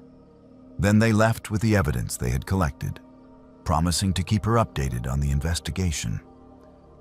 But there were no updates. Timothy Vance disappeared after leaving Copper Ridge, and despite a multi-state manhunt, he was never found. The FBI believes he is still alive and still killing, using stolen identities to stay hidden and mobile. His victims have all been young women who lived alone in small towns where people felt safe enough to trust a polite stranger with an ordinary face. Lily still works at the Timber Lodge, though she is asked to be moved to day shifts, so she's never alone in the building at night. She has installed security cameras at her home, and she carries pepper spray in her pocket wherever she goes. But the thing that haunts her most is not the fear of Timothy Vance returning. It is the knowledge that she looked evil in the face and saw nothing. She had every opportunity to sense something wrong, to feel the danger that was standing 3 feet away from her, and she had felt nothing. Because Timothy Vance had been so perfectly, convincingly ordinary. Lily thinks about this every time a new guest checks into the lodge. She studies their faces, listens to their voices, watches their body language, searching for some sign that might tell her who they really are. But she knows now that evil does not always announce itself. Sometimes it wears khaki pants and a polo shirt and declines a credit card and smiles politely and says thank you. And you would never know, never suspect, never see it until it was far too late. And that knowledge has changed everything about the way Lily sees the world and the people in it. She knows now that monsters are real, and that they look exactly like everyone else. Hello everyone, welcome back to Buried Files. Tonight we bring you 7 deeply disturbing true Appalachian Trail horror stories that will make you question everything you thought you knew about America's oldest and most isolated mountain wilderness. These are not campfire tales or urban legends, but documented accounts from hikers who encountered the unexplainable on one of the most challenging and remote trails in the world. Each story has been meticulously researched through first-hand testimonies, cross-referenced with official reports, and verified through trail registers and Park Service records. From unexplained disappearances and encounters with forces beyond comprehension to psychological terror that defies rational explanation. These accounts represent the darkest experiences shared by those who walk the 2,190-mile corridor through ancient forests, where civilization barely reaches. The Appalachian Trail holds mysteries that most hikers will never speak about. And after tonight, you will understand why. If you are drawn to genuine horror content rooted in real experiences that will challenge your sense of safety in the wilderness, subscribe to Buried Files and enable the notification bell so you never miss our deep investigations into cases that authorities cannot explain. After you hear these 7 chilling testimonies, we encourage you to share your own unexplained wilderness encounters in the comments below, as your story might be featured in our next episode. Now settle in, turn off the lights, and prepare yourself as we descend into the terrifying reality of what truly lurks along the Appalachian Trail. Walter Jennings was not the kind of man who did things on a whim. At 42 years old, he had spent the better part of 2 decades working as an accountant for a mid-sized firm in suburban Pennsylvania, where predictability and order were not just preferred, but required. His life had fallen into a comfortable rhythm of spreadsheets, tax codes, and weekend hikes on well-marked trails near his home. He was methodical, cautious, and always prepared. So when he announced to his wife Margaret that he was going to attempt his first solo section hike on the Appalachian Trail, she was surprised but not concerned. Walter had been planning it for months, researching every mile of the Georgia section he intended to cover, studying trail maps until he could recite shelter names and water sources from memory. It was late September when Walter drove down to Amicalola Falls State Park in northern Georgia, where the approach trail to the Appalachian Trail begins. The air had started to cool, and the forests were beginning their slow transformation into autumn colors. He checked in at the visitor center, signed the trail register, and spent nearly 20 minutes speaking with a ranger about current trail conditions. The ranger noted that Walter seemed well prepared, carrying a satellite phone, a GPS device, plenty of food, and appropriate gear for the season. He had planned a modest 5-day route that would take him through some of the more scenic sections of the southern Appalachians, ending at Neal's Gap, where Margaret would pick him up. The first 2 days went exactly as Walter had planned. He hiked at a steady pace, stopping frequently to take photographs and make detailed entries in his trail journal.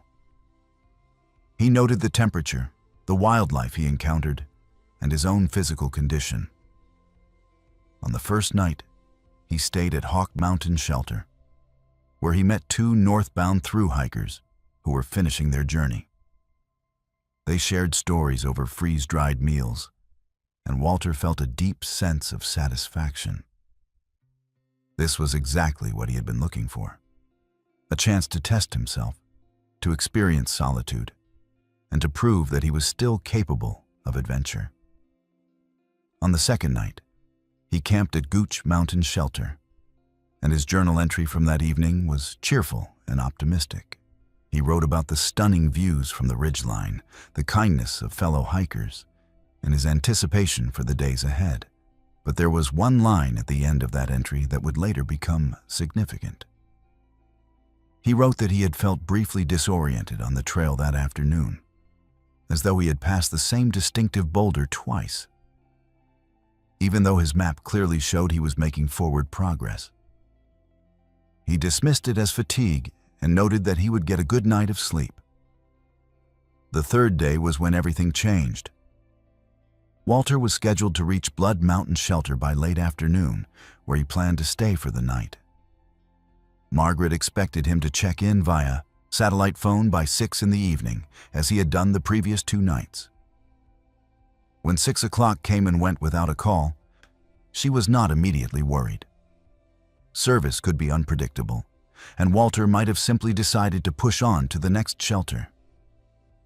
But when 7 o'clock passed, then 8, and still no word, Margaret began to feel the first stirrings of real concern. By 9 o'clock, she was on the phone with the Park Service, reporting that her husband had failed to check in. A search and rescue operation was launched the following morning. A team of rangers and volunteers hiked to Blood Mountain Shelter, expecting to find Walter either there or somewhere along the approach trail. What they found instead was deeply unsettling. Walter's backpack was at the shelter, neatly arranged on one of the wooden sleeping platforms. His sleeping bag was rolled and tied with precision. His food bag hung properly from the bear cables. His hiking boots were placed side by side near the pack, as though he had removed them before going to sleep. But Walter himself was nowhere to be found. The search team immediately began canvassing the area, calling his name, checking nearby water sources, and examining the trail in both directions. It was one of the rangers who found Walter's journal, still tucked into a side pocket of his pack. The final entry was dated the morning of the 3rd day, and it was unlike any of his previous entries. The handwriting was shaky, less controlled. He wrote that he had woken before dawn feeling strange, as though he had not slept at all, despite having no memory of lying awake. He described a persistent sensation of being watched, a feeling that had started the moment he opened his eyes and had not diminished even as the sun rose. He wrote that he could not shake the impression that something in the forest was waiting for him, and that he felt compelled to go find it. The rangers found this entry disturbing, but what came next was even more troubling. When they examined Walter's GPS device, which was still in his pack and fully charged, they discovered that the tracking data told an impossible story. According to the device, Walter had spent more than 6 hours the previous afternoon walking in a tight circular pattern, covering the same 200-yard radius again and again. The path formed an almost perfect spiral on the digital map, tightening with each loop until the signal abruptly stopped in the exact center. The timestamp showed that the device had lost signal at 3:27 in the afternoon, right around the time Walter should have been arriving at the shelter. Search dogs were brought in, but their behavior was strange. The animals picked up Walter's scent easily enough and followed it from the shelter down a narrow side trail that led toward a series of rocky outcroppings. But after less than a quarter mile, the dogs stopped abruptly. They began to whine and pull backward, refusing to go any further, despite the urgings of their handlers. One of the dogs became so agitated that it had to be removed from the search entirely. The handlers, all experienced professionals, admitted they had never seen anything quite like it. By the afternoon of the second day of searching, the operation had expanded significantly. A helicopter was brought in to conduct aerial surveys of the surrounding area, and additional volunteers were called in to cover more ground. It was the helicopter crew that finally spotted Walter. He was nearly 4 miles from Blood Mountain Shelter, far off any established trail, walking through dense forest in a perfectly straight line. The crew radioed his position to the ground team, who immediately began moving to intercept him. The ground team struggled through thick undergrowth and steep terrain, racing to reach Walter before he disappeared again. When they finally caught sight of him, he was standing at the edge of a deep ravine, motionless, staring down into the shadowed depths below. One of the rangers called out his name, but Walter did not respond immediately. He stood there for what felt like an eternity, and then slowly, deliberately, he turned to face them. His expression was blank, his eyes unfocused. When he spoke, his voice was flat and distant. He said, "They are waiting below." And before anyone could react, he took a single step backward and fell off the edge. The fall should have killed him. The ravine dropped nearly 40 feet to a rocky streambed below. But somehow, impossibly, Walter survived. He landed in a way that broke both legs, fractured his pelvis, and caused severe internal injuries. But he remained conscious. The rescue team rappelled down to reach him, and he was airlifted by helicopter to a trauma center in Atlanta. During the flight, he kept repeating the same phrase over and over. "They called me. I had to go to them." Walter spent weeks in the hospital recovering from his injuries. Margaret stayed by his side, but she noticed that her husband was not the same man who had left for that hike. He was distant, distracted, and refused to speak about what had happened on the trail. When doctors and authorities questioned him, he claimed to have no memory of the events following his departure from Blood Mountain Shelter. He could not explain why he had left his gear behind, why he had walked in circles, or why he had gone off trail. He had no memory of the helicopter, no memory of standing at the ravine, and no memory of the fall. But Margaret knew he was lying. She could see it in his eyes, in the way he flinched when she mentioned the Appalachian Trail, in the way he stared out the hospital window as though searching for something in the distance. One night, when she pressed him, he finally spoke. He told her that he remembered everything. He remembered waking at the shelter and feeling the pull, an overwhelming compulsion to go into the forest. He remembered walking, not in circles as the GPS suggested, but in a straight line toward something he could not see but could feel with absolute certainty. He remembered voices, not heard with his ears but felt in his chest, calling him deeper and deeper. And he remembered reaching the ravine and looking down to see figures standing in the shadows below. Figures that were waiting for him. Figures that he knew he was meant to join. Margaret begged him to speak to a therapist, to get help processing the trauma.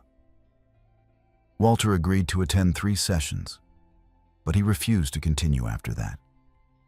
He would not explain why. When Margaret found the number for the therapist and called to ask what had happened, the woman would only say that Walter had described experiences that she was not equipped to address, and that she had referred him to a colleague who specialized in more unusual cases. Walter never followed up with that referral. Authorities searched the ravine extensively, looking for any clues that might explain Walter's behavior. They found nothing unusual. No signs of other people, no structures, no evidence of drug use or environmental factors that might have caused hallucinations. The GPS data remained unexplained, a digital record of something that should not have been possible. Walter eventually recovered enough to return home, though he walked with a permanent limp and would never regain full mobility. He returned to his job, but his co-workers noticed the change. He was quieter, more withdrawn. He stopped hiking entirely, even refusing to walk on the trails near his home. Margaret tried to be supportive, but the distance between them grew. Walter spent hours staring out the windows, and she often woke in the night to find him standing in the backyard, looking toward the mountains in the distance. 3 years after the incident, Margaret filed for divorce. She told her sister that she could not live with a man who was only half present, a man whose mind was still somewhere out in those woods. Walter did not contest the divorce. He moved into a small apartment and continued working, but he isolated himself almost completely. The few people who remained in contact with him said that he seemed to be waiting for something, though he would never say what. To this day, Walter Jennings has never given a full account of what happened to him on the Appalachian Trail. The official report lists the incident as a case of acute psychological distress brought on by solo hiking and possible dehydration. But those who were involved in the search know that explanation does not fit the facts. The spiral pattern on the GPS, the reaction of the search dogs, and Walter's own words all point to something far stranger. And somewhere in northern Georgia, on a stretch of trail that sees thousands of hikers every year, there is a place where the forest grows quiet, where compasses spin without reason, and where those who listen too carefully might hear something calling from the trees.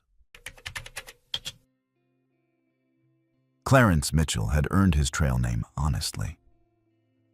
At 55 years old, the retired Marine Corps gunnery sergeant carried himself with the bearing of a man who had spent 3 decades following orders and giving them. On the Appalachian Trail, where he had started his northbound through hike in early March, other hikers had quickly dubbed him Sarge, and the name stuck. Clarence did not mind. He had spent his entire adult life in the Corps, and even though he had retired 2 years earlier, the military mindset was not something he could simply switch off. He woke at dawn, maintained his gear with meticulous care, and hiked with the steady, ground-eating pace of someone who understood that consistency mattered more than speed. By late April, Clarence had made it to Virginia, the longest state on the trail and one that tested the patience of even the most determined hikers. The terrain was challenging, but not impossible, and the weather had been cooperating. Spring was arriving in earnest. with wildflowers beginning to bloom and the trees filling in with new leaves. Clarence had fallen into a comfortable rhythm, and for the first time since his retirement, he felt like he had found a sense of purpose again. It was on a warm Thursday afternoon that Clarence stopped at a small stream crossing to filter water and found himself joined by a younger hiker who introduced himself as Eugene, though everyone on the trail called him Tadpole. Eugene was 26, thin and energetic, with the kind of enthusiasm that marked someone still early in their through hike. He had started at Springer Mountain 3 weeks after Clarence and had been pushing longer days to catch up with a group of friends somewhere ahead. The two men struck up an easy conversation while they filled their water bottles, discussing trail conditions, upcoming shelter locations, and the usual complaints about Virginia's endless miles. When Eugene mentioned that he was planning to stop at the partnership shelter about 6 miles ahead, Clarence nodded. He had been planning the same thing.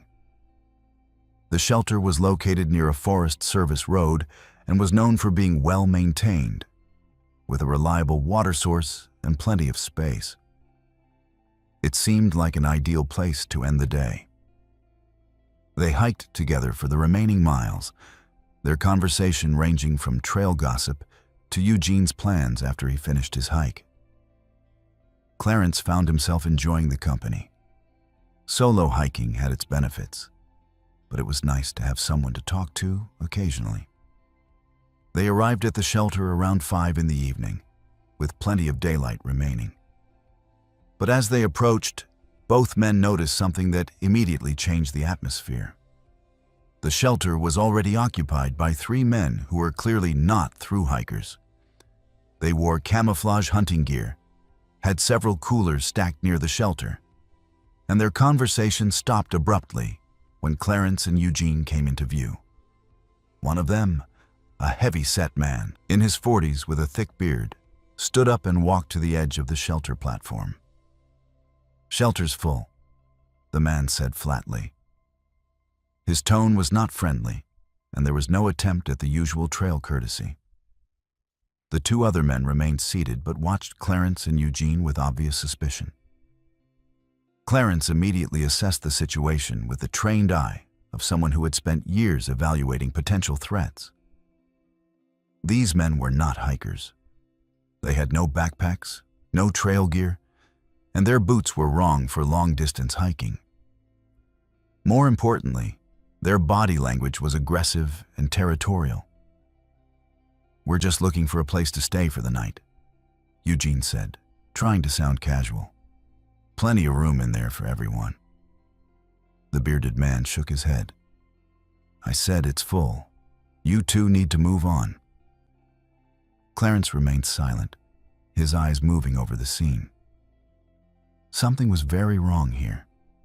It was not hunting season, and even if it were, hunters did not typically use AT shelters as base camps. He noticed that none of the men had hunting licenses displayed, which was required by law. He also noticed a handheld radio clipped to the bearded man's belt, crackling occasionally with static and brief, coded transmissions. "Listen," Clarence said, keeping his voice level and non-confrontational. "We've hiked a long way today. Next shelter is 8 miles north, and it's getting late. We can set up tents down the trail a bit if the shelter's too crowded." The bearded man, who had introduced himself as Dale, seemed to consider this. "Yeah, you do that. Set up somewhere down the trail. Don't need you 2 hanging around here." Eugene looked at Clarence, clearly wanting to argue. But Clarence gave him a subtle shake of the head. This was not a situation worth escalating. They moved down the trail about 200 yards and found a relatively flat area where they could pitch their tents out of sight of the shelter. Eugene was visibly frustrated as they set up camp. "What is their problem?" Eugene asked in a low voice. "Since when do people just claim a whole shelter like that?" "They're not hikers," Clarence said quietly. his attention focused on setting up his tent with efficient movements. And I don't think they're hunters either. Something else is going on. As darkness fell, both men prepared their dinners on their camp stoves, speaking in hushed tones. The forest grew quiet except for the usual sounds of insects and the occasional bird call. But around 9 o'clock, they heard the distant sound of a vehicle approaching on the nearby Forest Service road. Clarence immediately held up a hand for silence, and both men listened intently. They heard the vehicle stop, heard doors opening and closing, and then heard voices carrying through the trees. The conversation was too far away to make out specific words, but the tone was businesslike and urgent. Clarence made a decision. "Stay here," he whispered to Eugene. "I'm going to take a look." "Are you crazy?" Eugene hissed back. "Those guys already made it clear they don't want us around." "Which is exactly why I need to see what they're doing," Clarence replied. "Something illegal is happening at that shelter, and I want to know what we're dealing with." Before Eugene could protest further, Clarence moved into the trees, using the low visibility tactics he had learned decades ago in the military.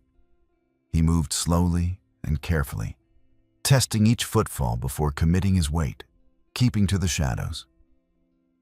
It took him nearly 15 minutes to cover the 200 yards back to the shelter area. But when he finally had a clear line of sight, what he saw confirmed his suspicions. A white pickup truck was parked on the Forest Service road, and the 3 men from the shelter were transferring packages from the truck bed to the shelter area. The packages were wrapped in plastic and tape, uniform in size, and handled with obvious care. Dale was directing the operation while speaking into his radio, and Clarence caught fragments of the conversation. Words like shipment, route, and next drop carried clearly through the night air. This was not a hunting trip. This was a drug operation, and the shelter was being used as a transfer point. Clarence had seen enough. He began backing away slowly, retracing his path through the woods.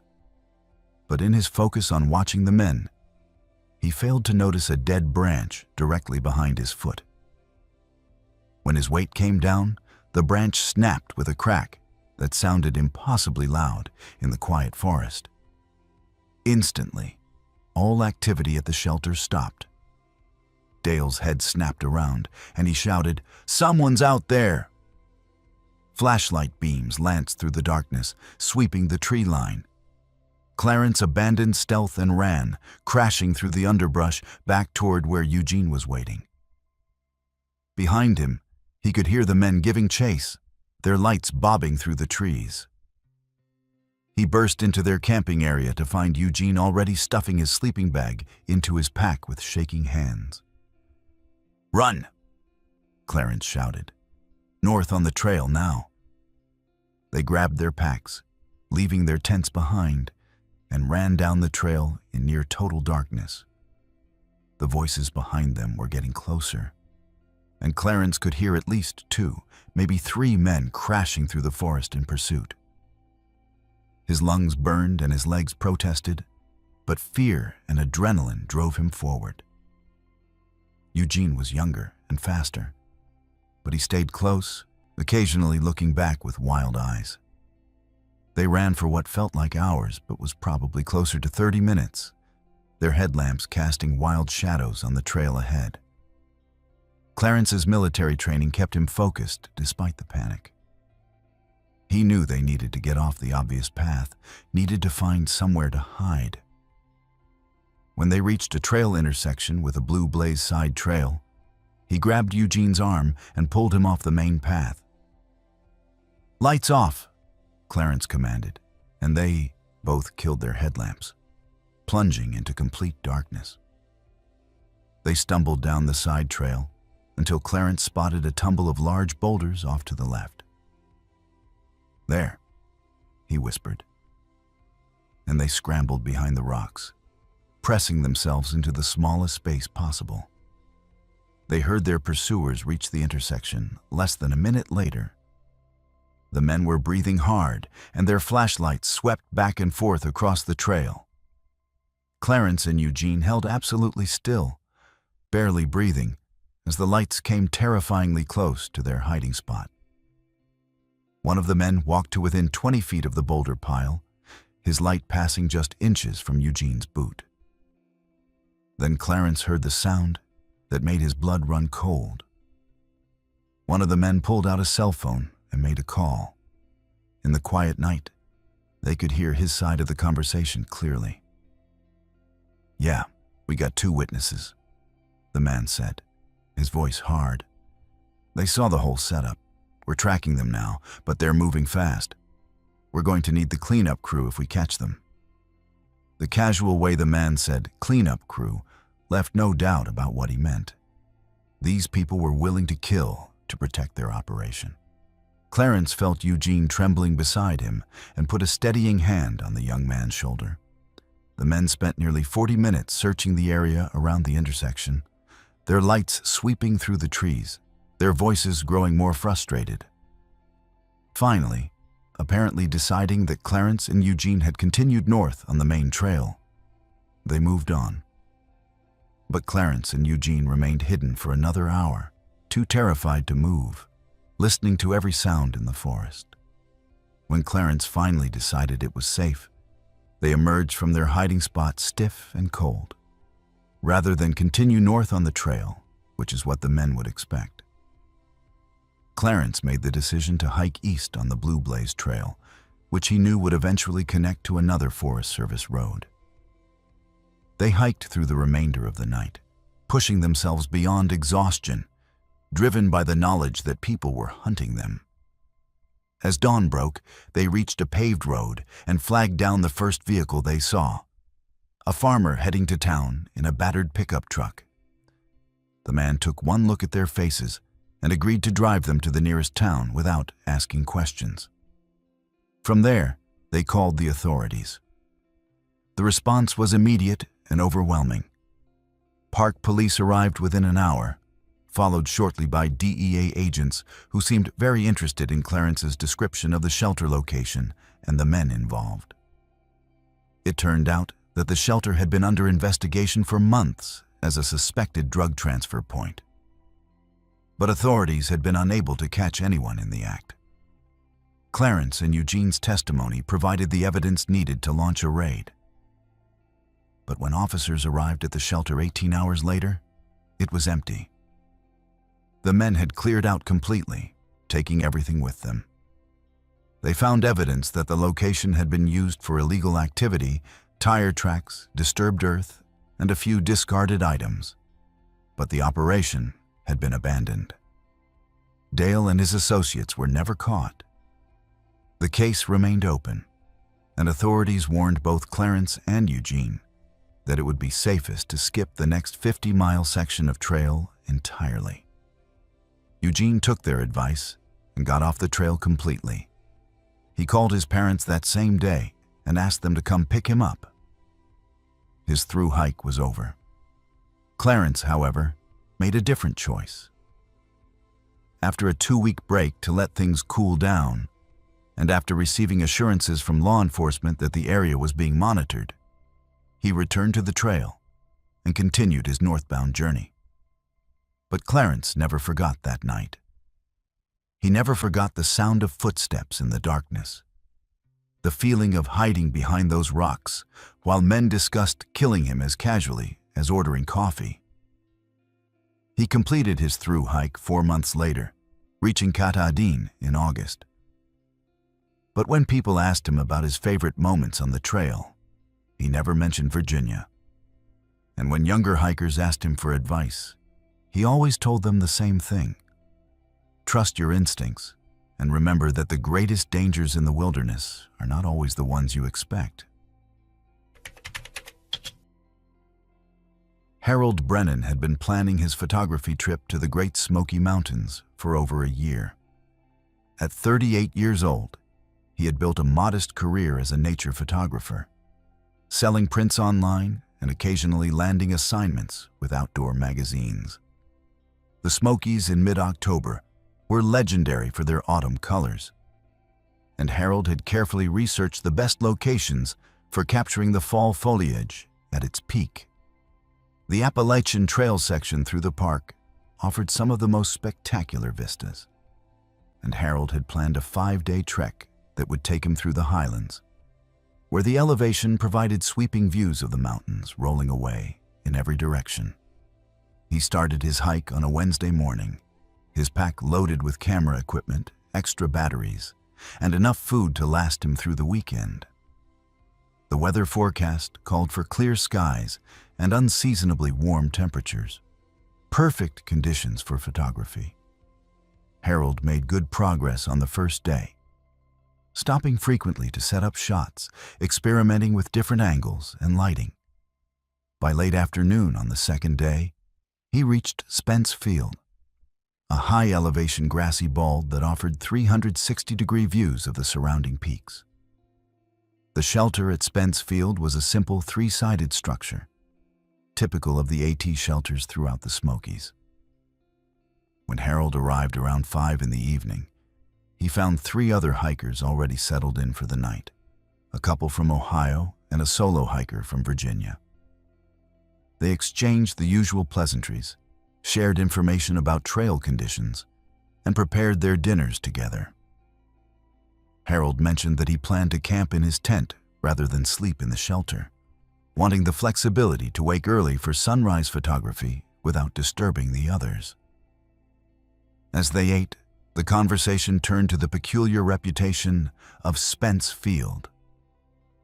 The solo hiker, a man in his 60s who had been hiking the AT for years, mentioned casually that many hikers avoided staying in this particular area if they could help it.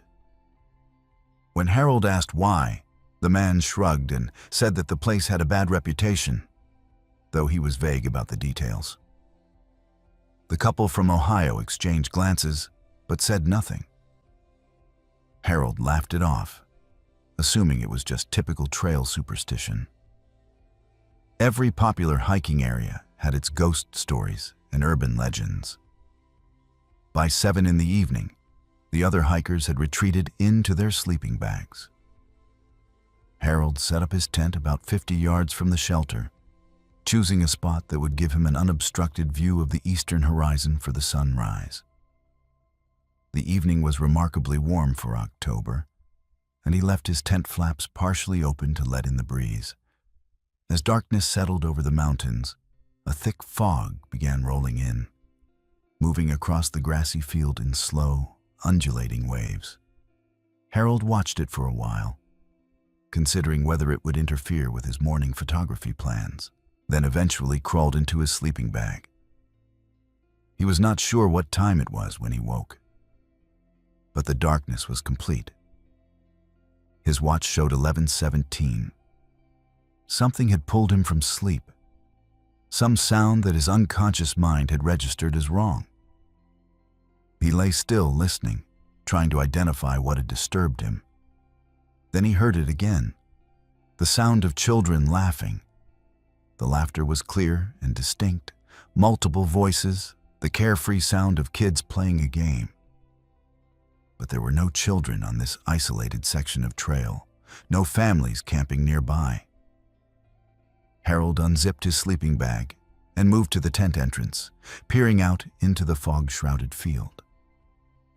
The visibility was terrible, perhaps 15 feet at most. The fog had thickened considerably, turning the landscape into a formless gray void. But the laughter came again, closer now, from somewhere out in that fog. Harold called out, his voice sounding strange and muffled in the dense air. "Hello? Is everything okay? Do you need help?" The laughter stopped instantly, as if someone had flipped a switch. The silence that followed was absolute, more complete than any silence Harold had experienced. No insects, no wind, no distant sounds of the forest. Just an emptiness that felt somehow hostile. He waited, his heart beginning to pound, wondering if he should go back to the shelter and wake the other hikers. Before he could decide, the laughter started again. But this time, it came from multiple directions simultaneously. The voices were circling him, moving through the fog in patterns that made no sense. Harold fumbled for his headlamp and switched it on, the beam cutting weakly through the fog. He swept it back and forth across the field, trying to locate the source of the sounds. For just a moment, he caught sight of something moving at the edge of his light's range, small shadows that darted quickly out of view. They were child-sized, low to the ground, moving with an odd, skittering quality that did not look quite right. He called out again, his voice less steady now. "Who is out there? This is not funny." The response was immediate and chilling. A voice spoke from directly behind his tent, so close that it seemed impossible he had not heard someone approach. The voice was an adult's voice, deep and masculine, but it whispered his name. Harold. Just that, nothing more. His full name, spoken with perfect clarity by someone or something that should not know who he was. Harold spun around, his light sweeping across the area behind his tent. There was nothing there, just grass and fog and the dark line of trees 50 feet away. He scrambled backward, retreating into his tent and zipped it shut with shaking hands. This was not right. None of this was right. He grabbed his hiking poles, the only thing he had that could serve as a weapon, and sat in the center of his tent, listening. The footsteps started a few minutes later. They circled his tent slowly and deliberately, the sound of feet moving through grass, except that the footsteps sounded wrong. There were too many of them, and they did not follow a normal walking rhythm. Harold counted at least 6 or 7 distinct sets of footsteps, all moving around his tent in a slow, synchronized circle. He wanted to scream, wanted to run to the shelter. But some instinct told him that leaving the tent would be a terrible mistake. Then the voices began. They started as whispers, dozens of overlapping whispers in different tones and pitches, speaking words Harold could not quite make out. The whispers gradually grew louder, resolving into recognizable sounds, and Harold realized with mounting horror that the voices were repeating things he had said earlier. Fragments of his conversation with the other hikers, played back in perfect mimicry. His own voice discussing his photography plans, his concerns about the weather, his casual goodbye to the others. But the voices were not quite right. They had a hollow quality, like recordings played through damaged speakers. Harold pressed his hands over his ears, trying to block out the sounds. But they seemed to come from inside his head as much as from outside the tent. The circling footsteps continued, never pausing, never stopping. Hours passed, though Harold had lost all sense of time. His watch showed midnight, then 1 in the morning, then 2. The voices never stopped their horrible mimicry, cycling through everything he had said, sometimes playing phrases backward, sometimes overlapping multiple recordings until they became a chaotic cacophony. At some point after 2 in the morning, the tent zipper began to move. Harold watched in frozen terror as the zipper slowly, deliberately opened from the outside. He had locked it, he was certain of that. But it opened anyway, the tab moving smoothly down as though pulled by invisible fingers. Through the widening gap, Harold could see the fog outside, but there was nothing else visible. No hand, no person, nothing to explain how the zipper was moving. Then he saw the hand. It reached through the opening, pale and elongated, with fingers that had too many joints. The fingers bent at angles that human fingers could not achieve, flexing and stretching as they groped inside the tent, searching. Harold kicked at the hand with all his strength, connecting solidly with what felt like cold, rubbery flesh. The hand withdrew instantly, and the tent zipper snapped shut again. Immediately, the voices outside changed. They stopped their mimicry and began to scream. But it was Harold's scream they were making. His own voice, his own terror, played back at him from a dozen sources at once. The sound was overwhelming, disorienting, and Harold found himself screaming too, adding his real voice to the chorus of false ones until he could not tell which was which. The screaming continued for what felt like hours. Harold huddled in his tent, hiking poles held in white-knuckled fists, convinced that he was losing his mind. But gradually, so slowly that he almost did not notice at first, the sounds began to fade. The screaming voices grew quieter, more distant. The circling footsteps slowed and eventually stopped. By the time Harold's watch showed 4 a.m, the only sound was his own ragged breathing. He did not dare move, did not dare investigate. He sat in his tent, staring at the zipped entrance, waiting for the attack to resume. But as the sky began to lighten with the first hints of dawn, normal sounds returned to the forest. A bird called somewhere in the distance. A breeze rustled the grass. The fog began to thin, revealing the familiar shapes of the landscape around him.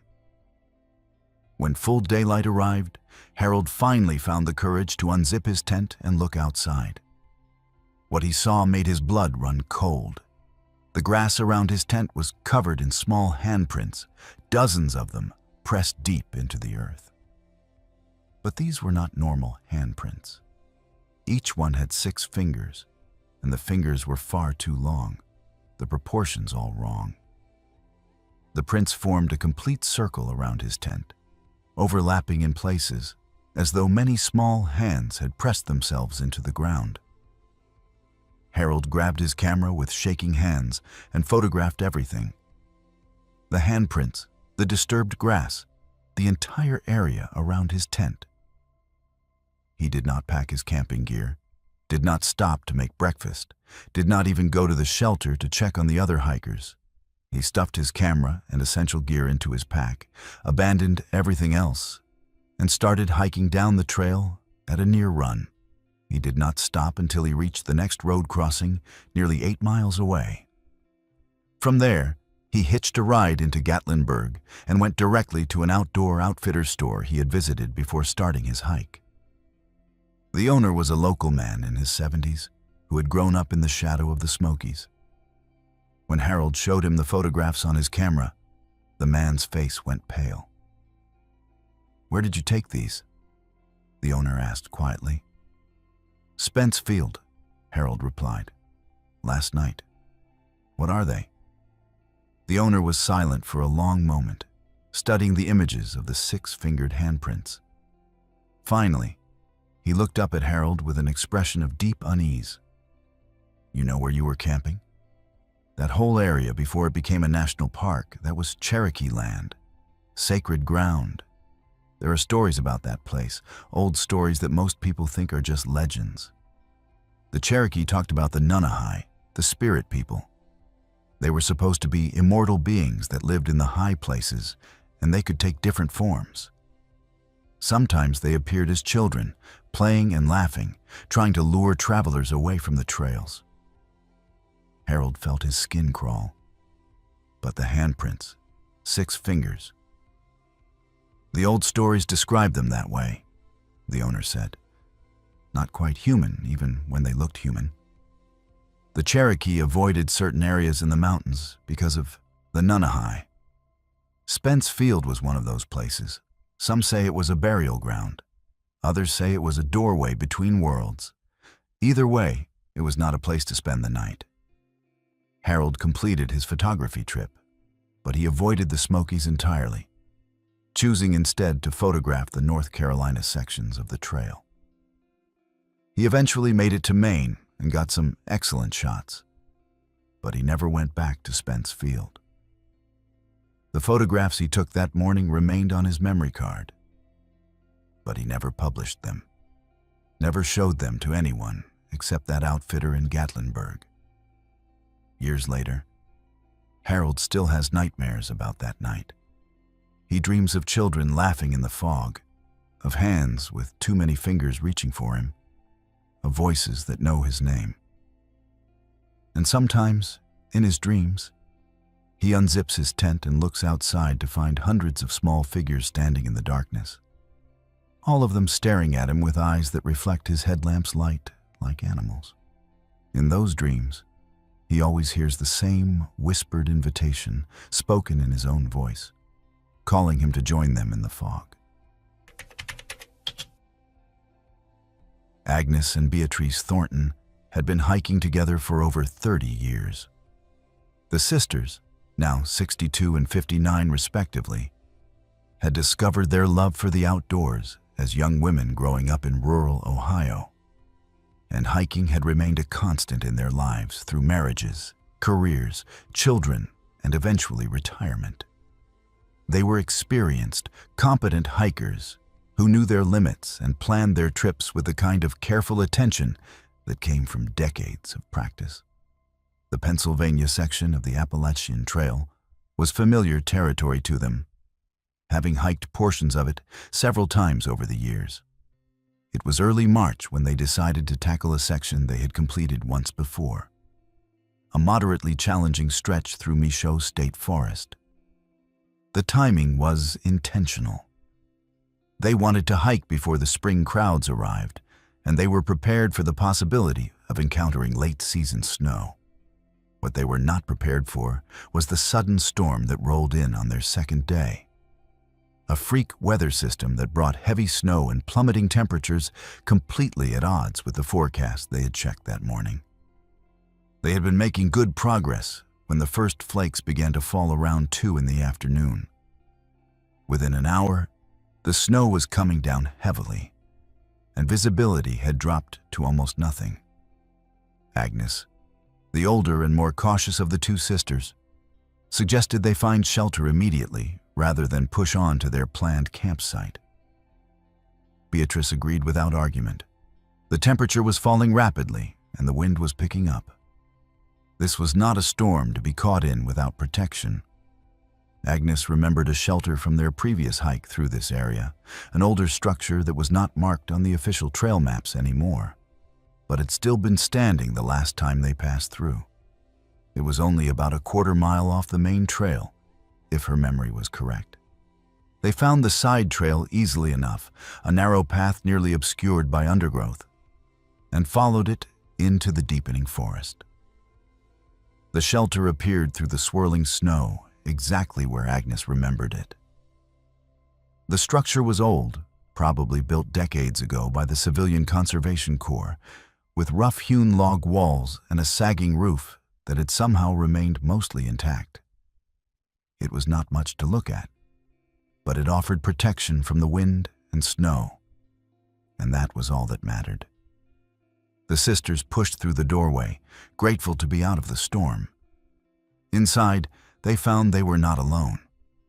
An elderly woman sat near a small fire in the center of the shelter, tending the flames with a piece of dead wood. She looked up as they entered, and her face broke into a warm smile. She was dressed strangely, wearing what looked like a long woolen dress from another era, dark and heavy, with a shawl wrapped around her shoulders. Her hair was white and pulled back in a severe bun, and her face was deeply lined with age. "Welcome, travelers," the woman said, her voice surprisingly strong. "Come warm yourselves. The mountain is angry today." Agnes and Beatrice exchanged glances, but moved toward the fire gratefully. The woman seemed harmless enough, and her presence actually made the situation feel less isolated. They introduced themselves, and the woman nodded as if she had been expecting them. "I am Mildred," she said simply. "I am the keeper of this place." The phrasing struck Agnes as odd, but she was too cold and tired to dwell on it. They set down their packs and held their hands out to the fire, feeling the warmth gradually return to their frozen fingers. Outside, the storm intensified, the wind howling through the trees and rattling the shelter's old timbers. Snow blew in through gaps in the walls, and the temperature continued to drop. Agnes realized with growing concern that they might be stuck here for quite some time. Mildred seemed content with the silence for a while, simply staring into the flames. But eventually, she spoke again, her tone conversational, but with an underlying seriousness. "Have you brought an offering for the mountain?" Beatrice looked at her with confusion. "An offering? What do you mean?" "It is tradition," Mildred said, not looking up from the fire.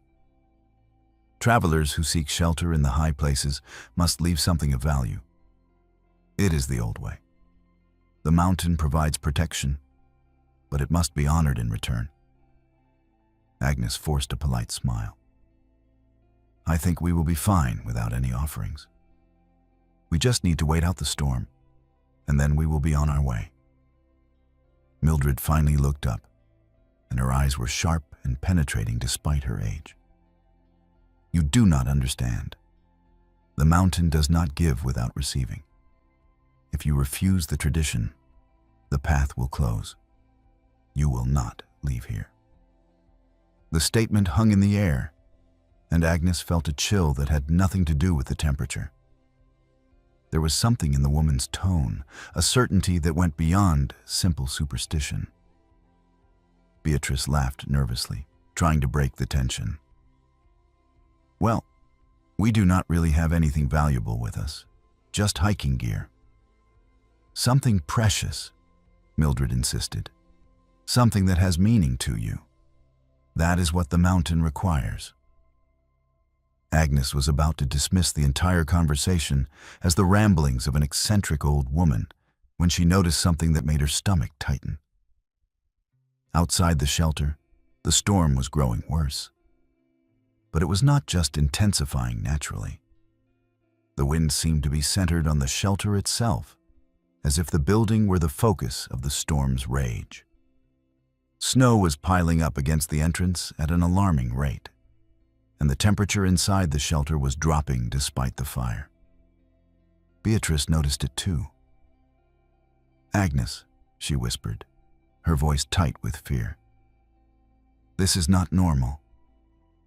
Mildred rose to her feet with surprising ease for someone of her apparent age. Her demeanor had changed completely. The warm smile was gone, replaced by an expression of cold demand. "The mountain takes what it is owed. You came here seeking shelter. Shelter has been granted. But nothing is free in the high places. Give your offering or the storm will not pass. The path will close. You will join the others who refused." Agnes wanted to argue, wanted to laugh it off as nonsense. But the storm outside was becoming impossible to ignore. The snow had already blocked half the doorway. The wind was so loud it sounded like screaming. And the temperature, despite the fire that should have been warming the small space, continued to fall. Her breath was visible in the air, and her fingers were going numb again. Beatrice was shaking, and Agnes could not tell if it was from cold or fear. "Agnes, what do we do?" "This is insane," Agnes said, but her voice lacked conviction. She looked at Mildred, at the implacable certainty in the old woman's eyes, and felt something fundamental shift in her understanding of the world. "What kind of offering?" "Something you love," Mildred said. "Something that binds you to your old life. The mountain hungers for such things." Beatrice was already moving, reaching into her pack with trembling hands. She pulled out a small jewelry bag and opened it, removing a simple gold wedding ring. It had been on her finger for 32 years before arthritis had forced her to start wearing it on a chain around her neck instead. It was the most valuable thing she owned, not in monetary terms, but in meaning. She held it for a moment, tears streaming down her face, then walked to the corner of the shelter where a crude altar of stacked stones sat against the wall. Agnes had not noticed the altar before, but now it seemed impossible to miss.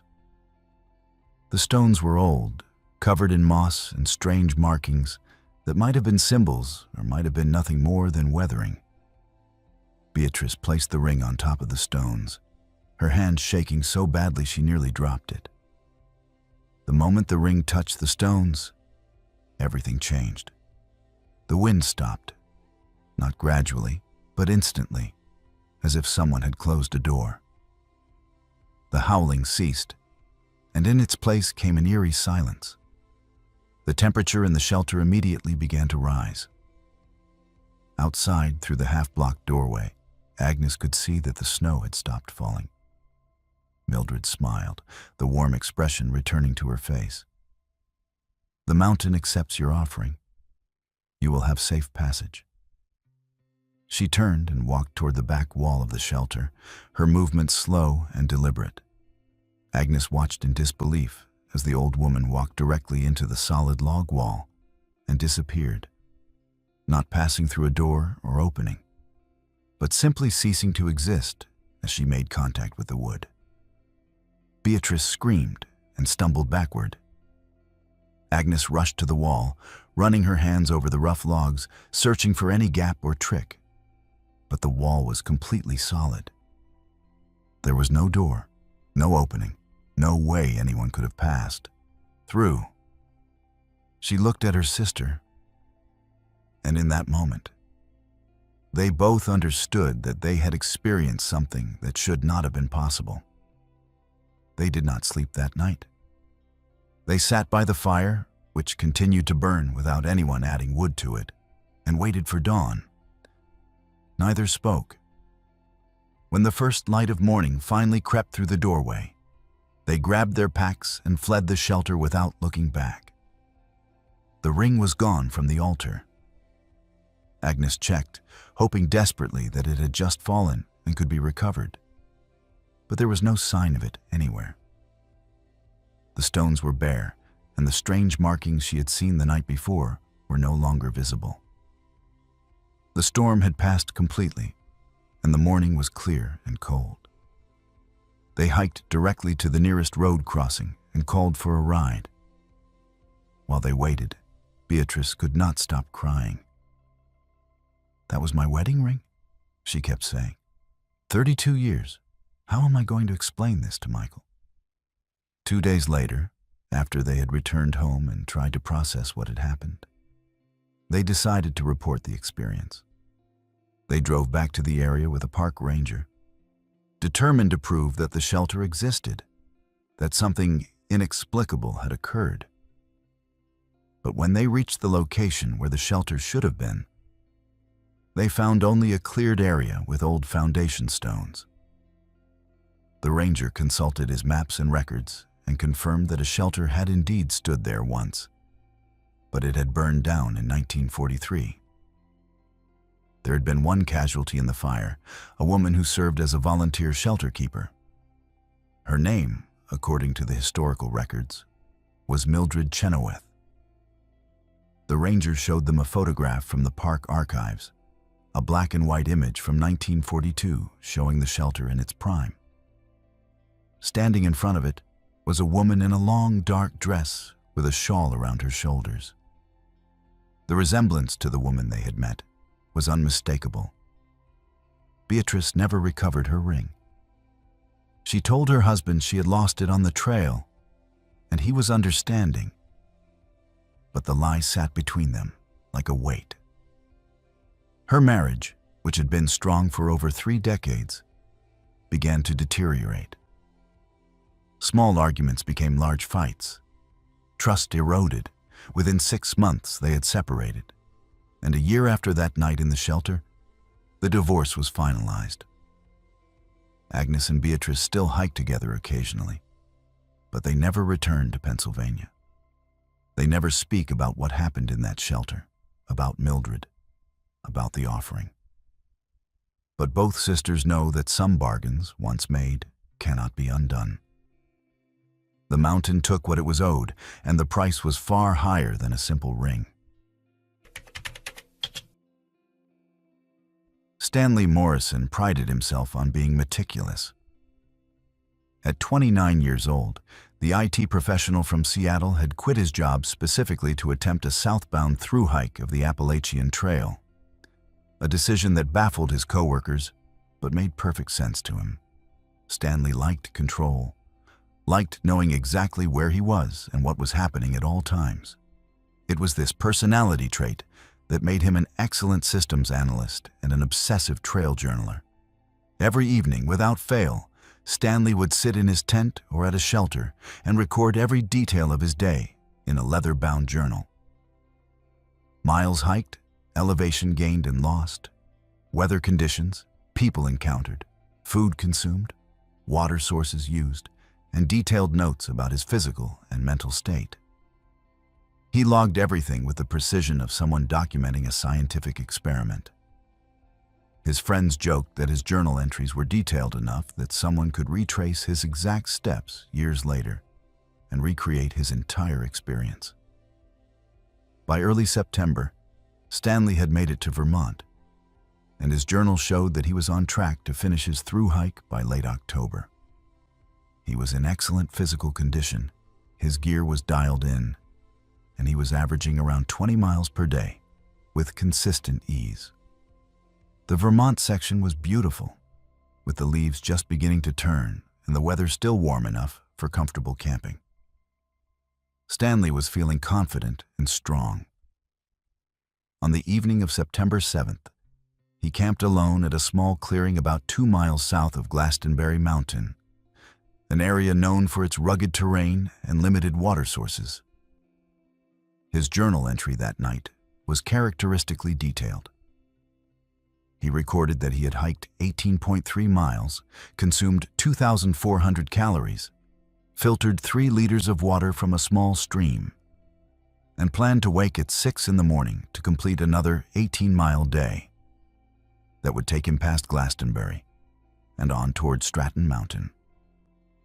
His entry concluded with a note that he felt slightly more tired than usual, but attributed it to the challenging terrain. He set his alarm, checked his GPS to confirm his location, and went to sleep. When Stanley woke, his alarm was beeping insistently, and sunlight was streaming through his tent. He checked his watch and saw that it showed 6:03 in the morning, exactly as planned. He went through his usual morning routine with practiced efficiency, breaking down his tent, eating breakfast, and starting down the trail by 7 o'clock. He remembered making the decision to take the main trail rather than a bypass route, remembered checking his map, remembered adjusting his pack straps for comfort. The next thing Stanley clearly remembered was sitting on the trail in near darkness, confused and disoriented. He looked at his watch and saw that it read 7:45, but the sun was setting rather than rising. He was no longer where he remembered being. In fact, he had no idea where he was. With shaking hands, he pulled out his GPS device and waited for it to acquire a signal. When the coordinates appeared, Stanley felt his confusion deepen into something approaching panic. According to the GPS, he was 31 miles north of where he had started that morning.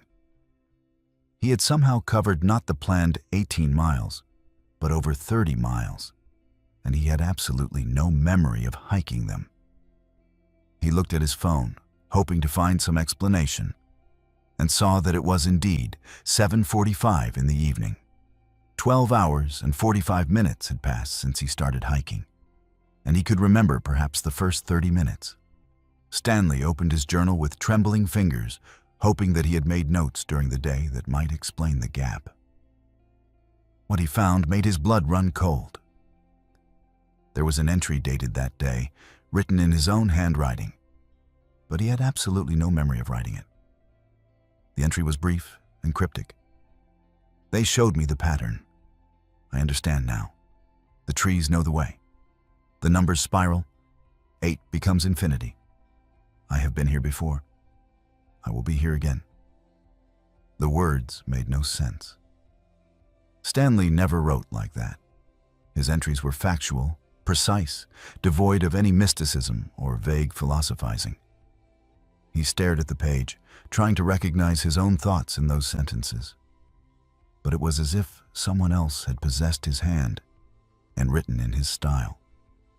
He checked the rest of his gear, looking for more clues. His water bottles were empty, though he distinctly remembered filling them at breakfast. His food bag was lighter, indicating he had eaten lunch and snacks, but he had no memory of stopping to eat. Then he noticed his boots. They were caked with red clay, thick and dried, covering the soles and creeping up the sides. Stanley knew the soil in Vermont was not red. He had been hiking through this region for over a week, and the ground was consistently dark brown or gray. Red clay was not something he had encountered anywhere on the trail in this state. He tried to scrape some of it off, and it came away in hard chunks, as if it had been walked through while wet and then baked dry. Stanley pulled out his smartphone, hoping the photo app might provide answers. What he found was both illuminating and deeply disturbing. The phone showed 68 photographs taken between 2:15 and 6:20 in the afternoon, during the hours he could not remember. He began scrolling through them with mounting dread. The photos showed him at various locations along the trail. He recognized some of the landmarks from his maps, confirming that he had indeed hiked over 30 miles. But the photos were wrong in ways he could not fully articulate. In some, he appeared to be off trail entirely, standing in dense forest where no path was visible. In others, he was photographing specific trees, taking close-up shots of their bark. When he zoomed in on these images, he saw that the bark had been carved with geometric symbols, intricate patterns of lines, and circles that formed configurations he did not recognize but found strangely compelling. Several photos appeared to be selfies, taken by holding the phone at arm's length. In these images, Stanley was smiling widely, his eyes strangely vacant, his expression completely at odds with his normal demeanor. He never took selfies. He found them pointless and narcissistic. Yet here were dozens of images of himself grinning at the camera with an expression that looked more like a mask than genuine emotion. The final photograph was the most disturbing. It showed a view looking straight up through the forest canopy, the phone aimed at the sky. Between the branches, barely visible but unmistakably present, were dark shapes. They were too large to be birds, too irregular in form to be aircraft. They hung in the air like enormous shadows, and though the image was slightly blurred, Stanley could see what looked like appendages extending from the shapes, thin and numerous, reaching down toward the forest floor. Stanley checked his GPS tracker, the device that had been passively logging his movements all day. He pulled up the data and stared at the route he had supposedly walked. It made no sense. The track showed him moving in an impossible zigzag pattern, covering more than 40 miles in 6 hours while simultaneously doubling back over his own route multiple times. The elevation data showed him climbing and descending thousands of feet in ways that did not match the terrain. It was as if he had been moving at superhuman speed, or as if space itself had been folding around him as he walked. Stanley spent the night at the next shelter, arriving well after dark and disturbing several sleeping hikers with his arrival. He did not sleep. He sat with his back against the shelter wall, his headlamp on, reviewing the photos and GPS data over and over, trying to find a rational explanation. By morning, he had come to only one conclusion. Something had happened to him during those lost hours, something he could not explain and could not remember. And whatever it was had changed him in ways he did not yet understand. At the next town, he went to the local urgent care clinic and requested a full medical workup. The doctor was skeptical but thorough, running blood tests, checking for signs of head trauma, asking questions about drug use that Stanley answered honestly. Everything came back normal. No drugs in his system, No medical conditions that might explain memory loss. No signs of physical injury. The doctor suggested he might have experienced a dissociative episode brought on by the stress and isolation of solo hiking and recommended he take a few days off the trail to rest. But Stanley knew it was not stress. He felt fine physically. His mind was clear now, even if it had not been during those lost hours. Something had happened on that trail. Something that existed outside the boundaries of normal experience. He contacted the park service and filed a detailed report, including copies of his GPS data and selected photographs. A researcher reached out to him 2 days later, a woman from a private organization that investigated unusual occurrences in wilderness areas. The researcher told him that he was not alone. Since 2019, 8 other hikers had reported similar experiences in that specific section of Vermont Trail. All described lost time ranging from 2 hours to an entire day. All had GPS data showing impossible travel patterns. All had photographs they did not remember taking, many featuring the same carved symbols on trees. And all reported finding red clay on their boots despite the local soil being completely different in composition. Stanley completed his through hike, reaching Springer Mountain in Georgia 2 months later.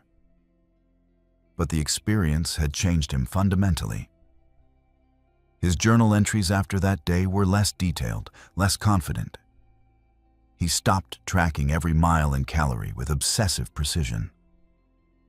He had learned that control was an illusion, that there were things in the world that could not be measured or logged or understood through data. He still has the photographs on his phone. He still has the journal entry he does not remember writing. And he still has recurring dreams, vivid and unsettling, in which he walks through forests that shift and spiral around him, while voices whisper about patterns he is beginning to comprehend. In those dreams, he sees the symbols from the tree bark, and he understands them perfectly. But when he wakes, the meaning slips away, leaving only a profound sense that something in those Vermont woods had touched his mind and left a mark that would never fade. Norman Chen and Ralph Donnelly had been friends since their freshman year at Penn State, where they had bonded over a shared love of hiking and a mutual inability to sit still through boring lectures. That was 23 years ago. Now both men were in their mid-40s, settled into careers and family life. But they made a point of taking at least one hiking trip together each year. It was their way of maintaining a friendship that might otherwise have faded into occasional social media comments and annual holiday cards.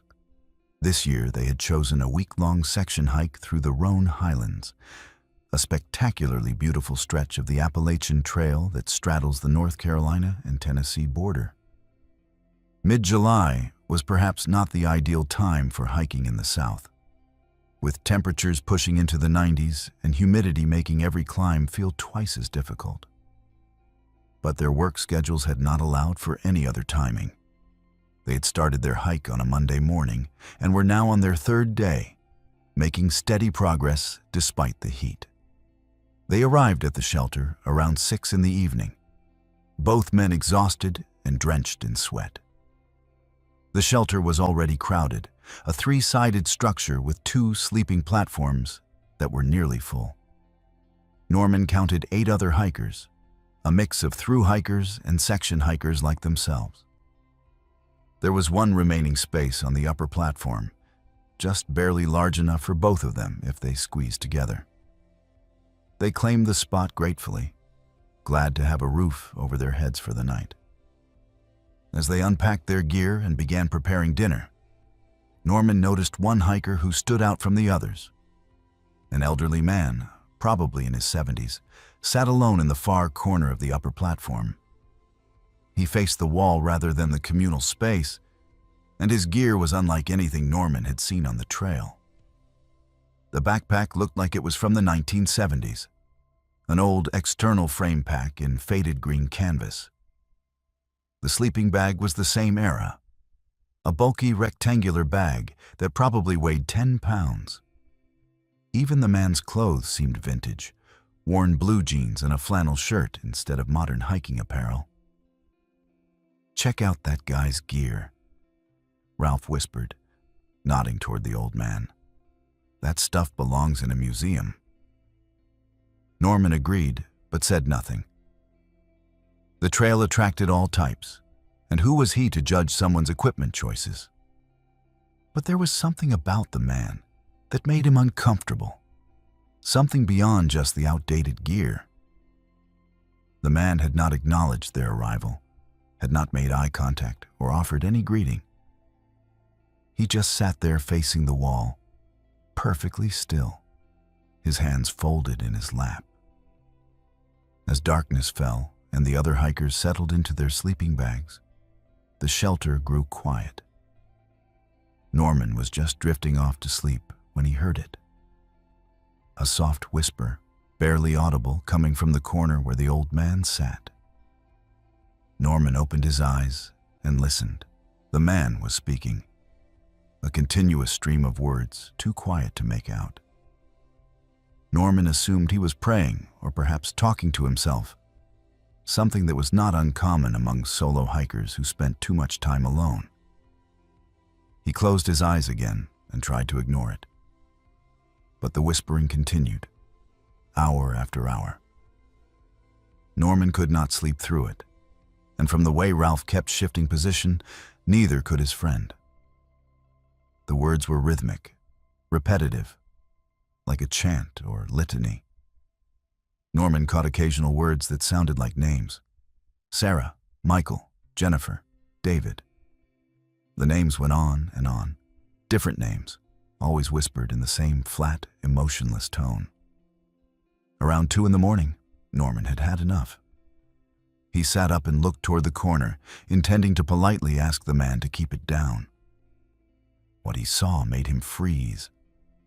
The old man was sitting upright, no longer facing the wall. Instead, he was staring directly at Norman, his eyes clearly visible even in the darkness. The whispered name stopped immediately, and the silence that followed felt oppressive. "You should not have brought him here," the old man said, his voice no longer a whisper but clear and distinct. Everyone in the shelter was awake now, and Norman could feel Ralph tense beside him.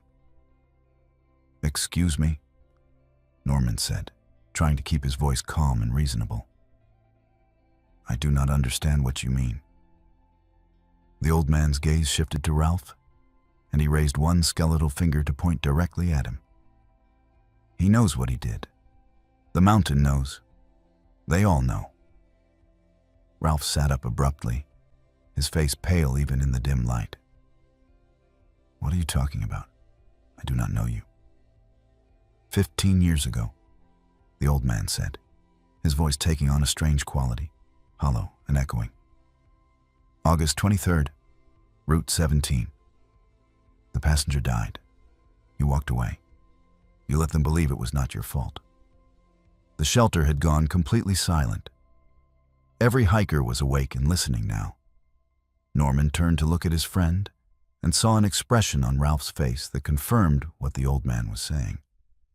It was an expression of pure terror and guilt, the look of someone whose deepest secret had just been exposed. "Ralph?" Norman said quietly. "What is he talking about?" Ralph was shaking, his breath coming in short gasps. "I do not know how he knows that. I never told anyone. Nobody knows." The old man stood, moving with an ease that seemed at odds with his apparent age. He began walking toward Ralph, his steps slow and deliberate. "You brought yourself here. This is your reckoning place. The mountain calls those who carry guilt. The mountain demands truth." Norman watched in horror as the old man continued his approach, and he could see now that there was something fundamentally wrong about him. His movements were too smooth, too fluid. His eyes did not blink, and as he drew closer, Norman realized he could not hear the man breathing. "There was an accident," Ralph said suddenly, the words tumbling out in a desperate rush. "I was driving home from a party. My friend Jake was with me. I had been drinking, not a lot, but enough that I should not have been driving. I missed a curve and hit a tree. Jake died, but when the cops came, I told them he had been driving. I switched seats while I was waiting for help. Everyone believed me. His family buried him thinking he was responsible for his own death." The confession hung in the air like a physical presence. Several of the other hikers had pulled out their phones, and Norman could see in the glow of their screens that they were recording this. Someone suggested calling the authorities. Someone else said they should all leave the shelter immediately. The old man stopped directly in front of Ralph, close enough to touch him.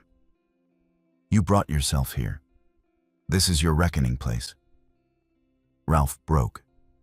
He scrambled out of his sleeping bag, grabbed his headlamp, and ran from the shelter into the darkness. Norman called after him, but Ralph did not stop. Norman and 2 other hikers grabbed their own lights and followed, leaving their packs behind. They found Ralph about 100 yards down the trail, sitting on the ground with his back against a tree, sobbing. Norman approached slowly, uncertain what to say. His friend of over 20 years had just confessed to a crime, had just admitted to lying about a death, had destroyed someone's memory to save himself. Norman did not know how to process it. "I need to go back," Ralph said between gasps. "I need to turn myself in. I cannot live with this anymore." The other hikers agreed to stay with Ralph while Norman returned to the shelter to get their gear. As he approached the structure, he noticed something strange. The shelter was completely silent. He climbed back up to the platform and looked toward the corner where the old man had been sitting. The space was empty. The vintage backpack was gone. The sleeping bag was gone. It was as if the man had never been there at all. Norman asked the other hikers where the old man had gone, but they all looked at him with confusion. One woman, a through hiker from Colorado, said she had not seen anyone leave the shelter. Norman insisted that the old man had been there, had spoken to Ralph, but as he looked around at the faces of the other hikers, he saw only uncertainty. "What was his name?" one of them asked. "Did he sign the register?" Norman grabbed the shelter register, a notebook kept in a plastic bag near the entrance. He flipped through the pages, looking for any entry from the old man. There was nothing. Every hiker currently in the shelter had signed in, but there was no entry for anyone matching the description of the man who had confronted Ralph. They searched the area around the shelter with flashlights, looking for any sign that the old man had been there, any footprints or dropped gear or evidence of his presence. They found nothing. Norman checked his pack, wondering if he had been so tired that he had hallucinated the entire encounter. But Ralph's confession was real. The other hikers had heard it. Some had recorded it. Ralph left the trail the next morning. Norman helped him hike out to the nearest road crossing, where Ralph's wife came to pick him up. Within a week, Ralph had contacted an attorney and turned himself in to the authorities. The case made local news. A 15-year-old hit-and-run death finally solved through an unexpected confession on the Appalachian Trail. Norman completed the section hike alone, but he could not stop thinking about the old man in the shelter. At the next town, he stopped at an outfitter and asked if anyone knew about hikers who used vintage gear. The owner listened to his description and went pale. He pulled out a worn newspaper clipping from 1978. It showed a photograph of a man who looked exactly like the person Norman had seen. The man's name was Albert Grayson, and he had been murdered in that same shelter 47 years ago by his hiking partner during an argument. The killer was never caught. Gertrude Walsh and Doris Campbell had been best friends for over 50 years, having met as young teachers at the same elementary school in Charlotte, North Carolina. Now both retired, at 68 and 71 respectively. They had more time than ever to pursue their shared passion for hiking. They were careful hikers, always aware of their limitations, always prepared with proper gear and conservative itineraries. Their families trusted them completely, knowing that the two women had enough collective wisdom and experience to handle any situation the trail might present. Late May had seemed like the perfect time for a 3-day section hike through the North Carolina portion of the Appalachian Trail. The weather was warm but not oppressively hot, and the crowds of summer had not yet arrived. They had planned their route carefully, with modest daily mileages and well-established campsites.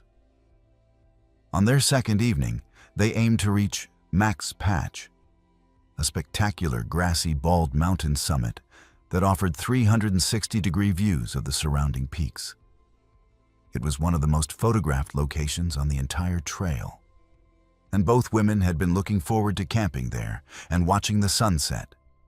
They arrived at the summit around 7 in the evening, making good time and feeling strong despite the steep climb. The summit was exactly as beautiful as the guidebooks had promised. A vast open meadow sitting atop the mountain, with views that stretched for miles in every direction. The sky was clear, and the evening light was turning everything golden. It should have been perfect. But as they crested the final rise and looked around, both women felt an immediate sense of wrongness. The summit was completely empty. On a perfect Friday evening in late May, one of the most popular camping spots on the trail was utterly deserted. No tents, no other hikers, no one taking photographs or enjoying the sunset. Gertrude and Doris exchanged puzzled glances. They had expected to share the space with at least a dozen other campers, possibly more. The isolation felt unnatural. "Maybe everyone is still on their way up," Doris suggested, though she sounded uncertain. "Or maybe they went to the shelters instead." Gertrude nodded, trying to ignore the uneasy feeling in her stomach. They chose a flat spot near the center of the summit and began setting up their tents. The process was familiar and comforting, and by the time they had camp established and were preparing their dinner, the unease had faded somewhat. The sunset was spectacular, painting the sky in shades of orange and purple that seemed almost too vivid to be real. Both women took dozens of photographs, trying to capture the beauty of the moment. As the sun disappeared and darkness settled over the mountain, Doris commented on the unusual color of the sky. Even after the sun was gone, the purple hue remained, deeper and more saturated than any twilight sky she had ever seen. Gertrude agreed that it was strange, but attributed it to atmospheric conditions she did not understand. They finished their dinner and began preparing for sleep. It was Doris who first noticed the stars. She had stepped outside her tent to hang her food bag from the bear cables and found herself staring up at the night sky in confusion. "Gertrude," she called out, her voice tight. "Come look at this." Gertrude emerged from her tent and followed Doris's gaze upward. The stars were wrong, not just slightly off, but completely incorrect. The constellations were not where they should have been. The Big Dipper was too low on the horizon. Orion was visible, which made no sense in late May. The North Star was in the wrong position. It was as if the entire night sky had been rearranged by someone who only vaguely understood how it was supposed to look. "We are just disremembering," Gertrude said, but her voice lacked conviction. "It has been a long day. We are tired." But the wrongness of the sky was undeniable, and both women felt the unease returning, stronger now, The temperature was dropping faster than it should have, and Gertrude could see her breath in the air, which seemed impossible given that it had been nearly 70 degrees at sunset. They decided to get into their tents and try to sleep, hoping that morning would bring clarity and normalcy. Around 9 o'clock, they heard the sound of footsteps on the trail. Multiple people were approaching the summit, and Gertrude felt a wave of relief. Other hikers meant witnesses, company, normalcy. She called out a greeting, her voice friendly and welcoming. The footsteps grew closer, and headlamps became visible bobbing up the trail. A group of 7 hikers emerged onto the summit, their lights cutting through the darkness. But when Gertrude called out again, offering a hello and asking where they had hiked from, the group did not respond. They walked past her tent without acknowledgement, without even glancing in her direction, as if she were completely invisible to them. Gertrude looked at Doris, who had also emerged from her tent, and saw her own confusion reflected on her friend's face. The group of hikers moved to a spot about 50 feet away and began setting up camp. But something was deeply wrong with what they were watching. The hikers moved in complete silence. There was no sound of tent fabric rustling, no clink of tent stakes being hammered, no conversation, no sound of gear being unpacked. It was like watching a silent film, all visual motion with absolutely no accompanying audio. "This is not right," Doris whispered, moving closer to Gertrude. "What is happening?" Gertrude watched the silent group, trying to make sense of what she was seeing. Then she noticed something that made her heart skip. One of the hikers was wearing a distinctive jacket, bright red with a large patch on the back. She recognized that jacket. She had seen it before in a photograph at the visitor center, a memorial photograph of a hiker who had died on the trail. The memory came back clearly. The woman had died 3 years ago in a lightning strike, somewhere on this very mountain. "Doris," Gertrude said carefully, her voice barely above a whisper, "I think those people are not alive." The words sounded absurd, even as she spoke them, but Doris did not laugh or argue. She was staring at the group with wide eyes, and Gertrude could see that she had come to the same impossible conclusion. They were watching ghosts, spirits, some kind of replay of events that had already happened. As if responding to their realization, the 7 silent hikers suddenly stopped their setup activities. In perfect unison, all 7 turned to face Gertrude and Doris. 7 pairs of eyes, some reflecting the moonlight in ways that human eyes should not, stared directly at them. Then, moving as one, the hikers raised their arms and pointed down the northern trail, the path that led off the summit toward the next valley.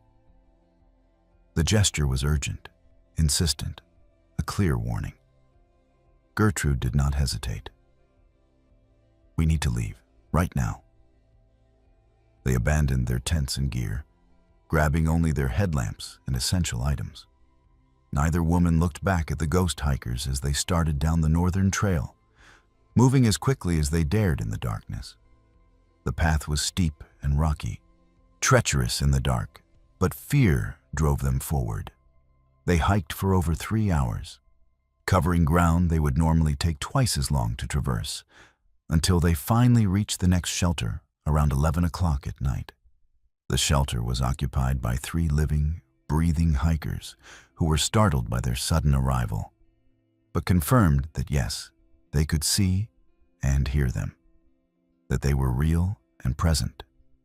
Gertrude and Doris collapsed on the shelter platform, exhausted and shaking. They said nothing about what they had seen, claiming only that they had left Max Patch due to concerning weather.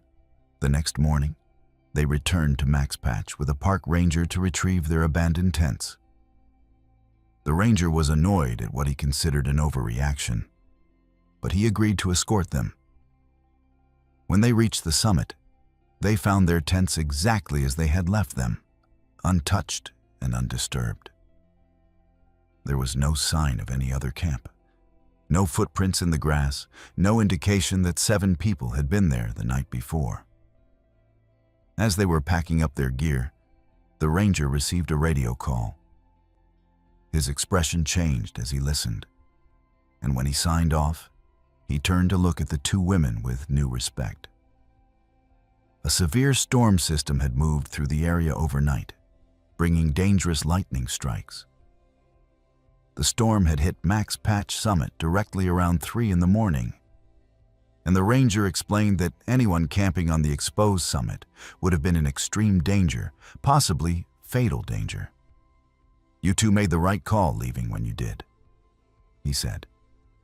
That storm came out of nowhere. Weather Service did not even predict it until after midnight. Gertrude and Doris said nothing, but they understood. The ghost hikers had warned them, had pointed them off the mountain, had saved their lives. Later, they did research and confirmed what Gertrude had suspected. 7 hikers had died on Max Patch in a lightning strike in 2021, caught on the exposed summit during a sudden storm. A memorial had been erected at the base of the mountain, with photographs of all 7 victims. They completed their section hike, but the experience had changed something fundamental in both women. They returned to Max Patch the following spring, carrying flowers that they left at the memorial. It became an annual pilgrimage, their way of honoring the 7 spirits who had reached across the boundary between life and death, to save 2 elderly teachers from sharing their fate. And every time they visit, they look up at the summit and wonder if the ghost hikers are still up there, still trying to warn others away from danger, still unable to leave the place where their lives ended.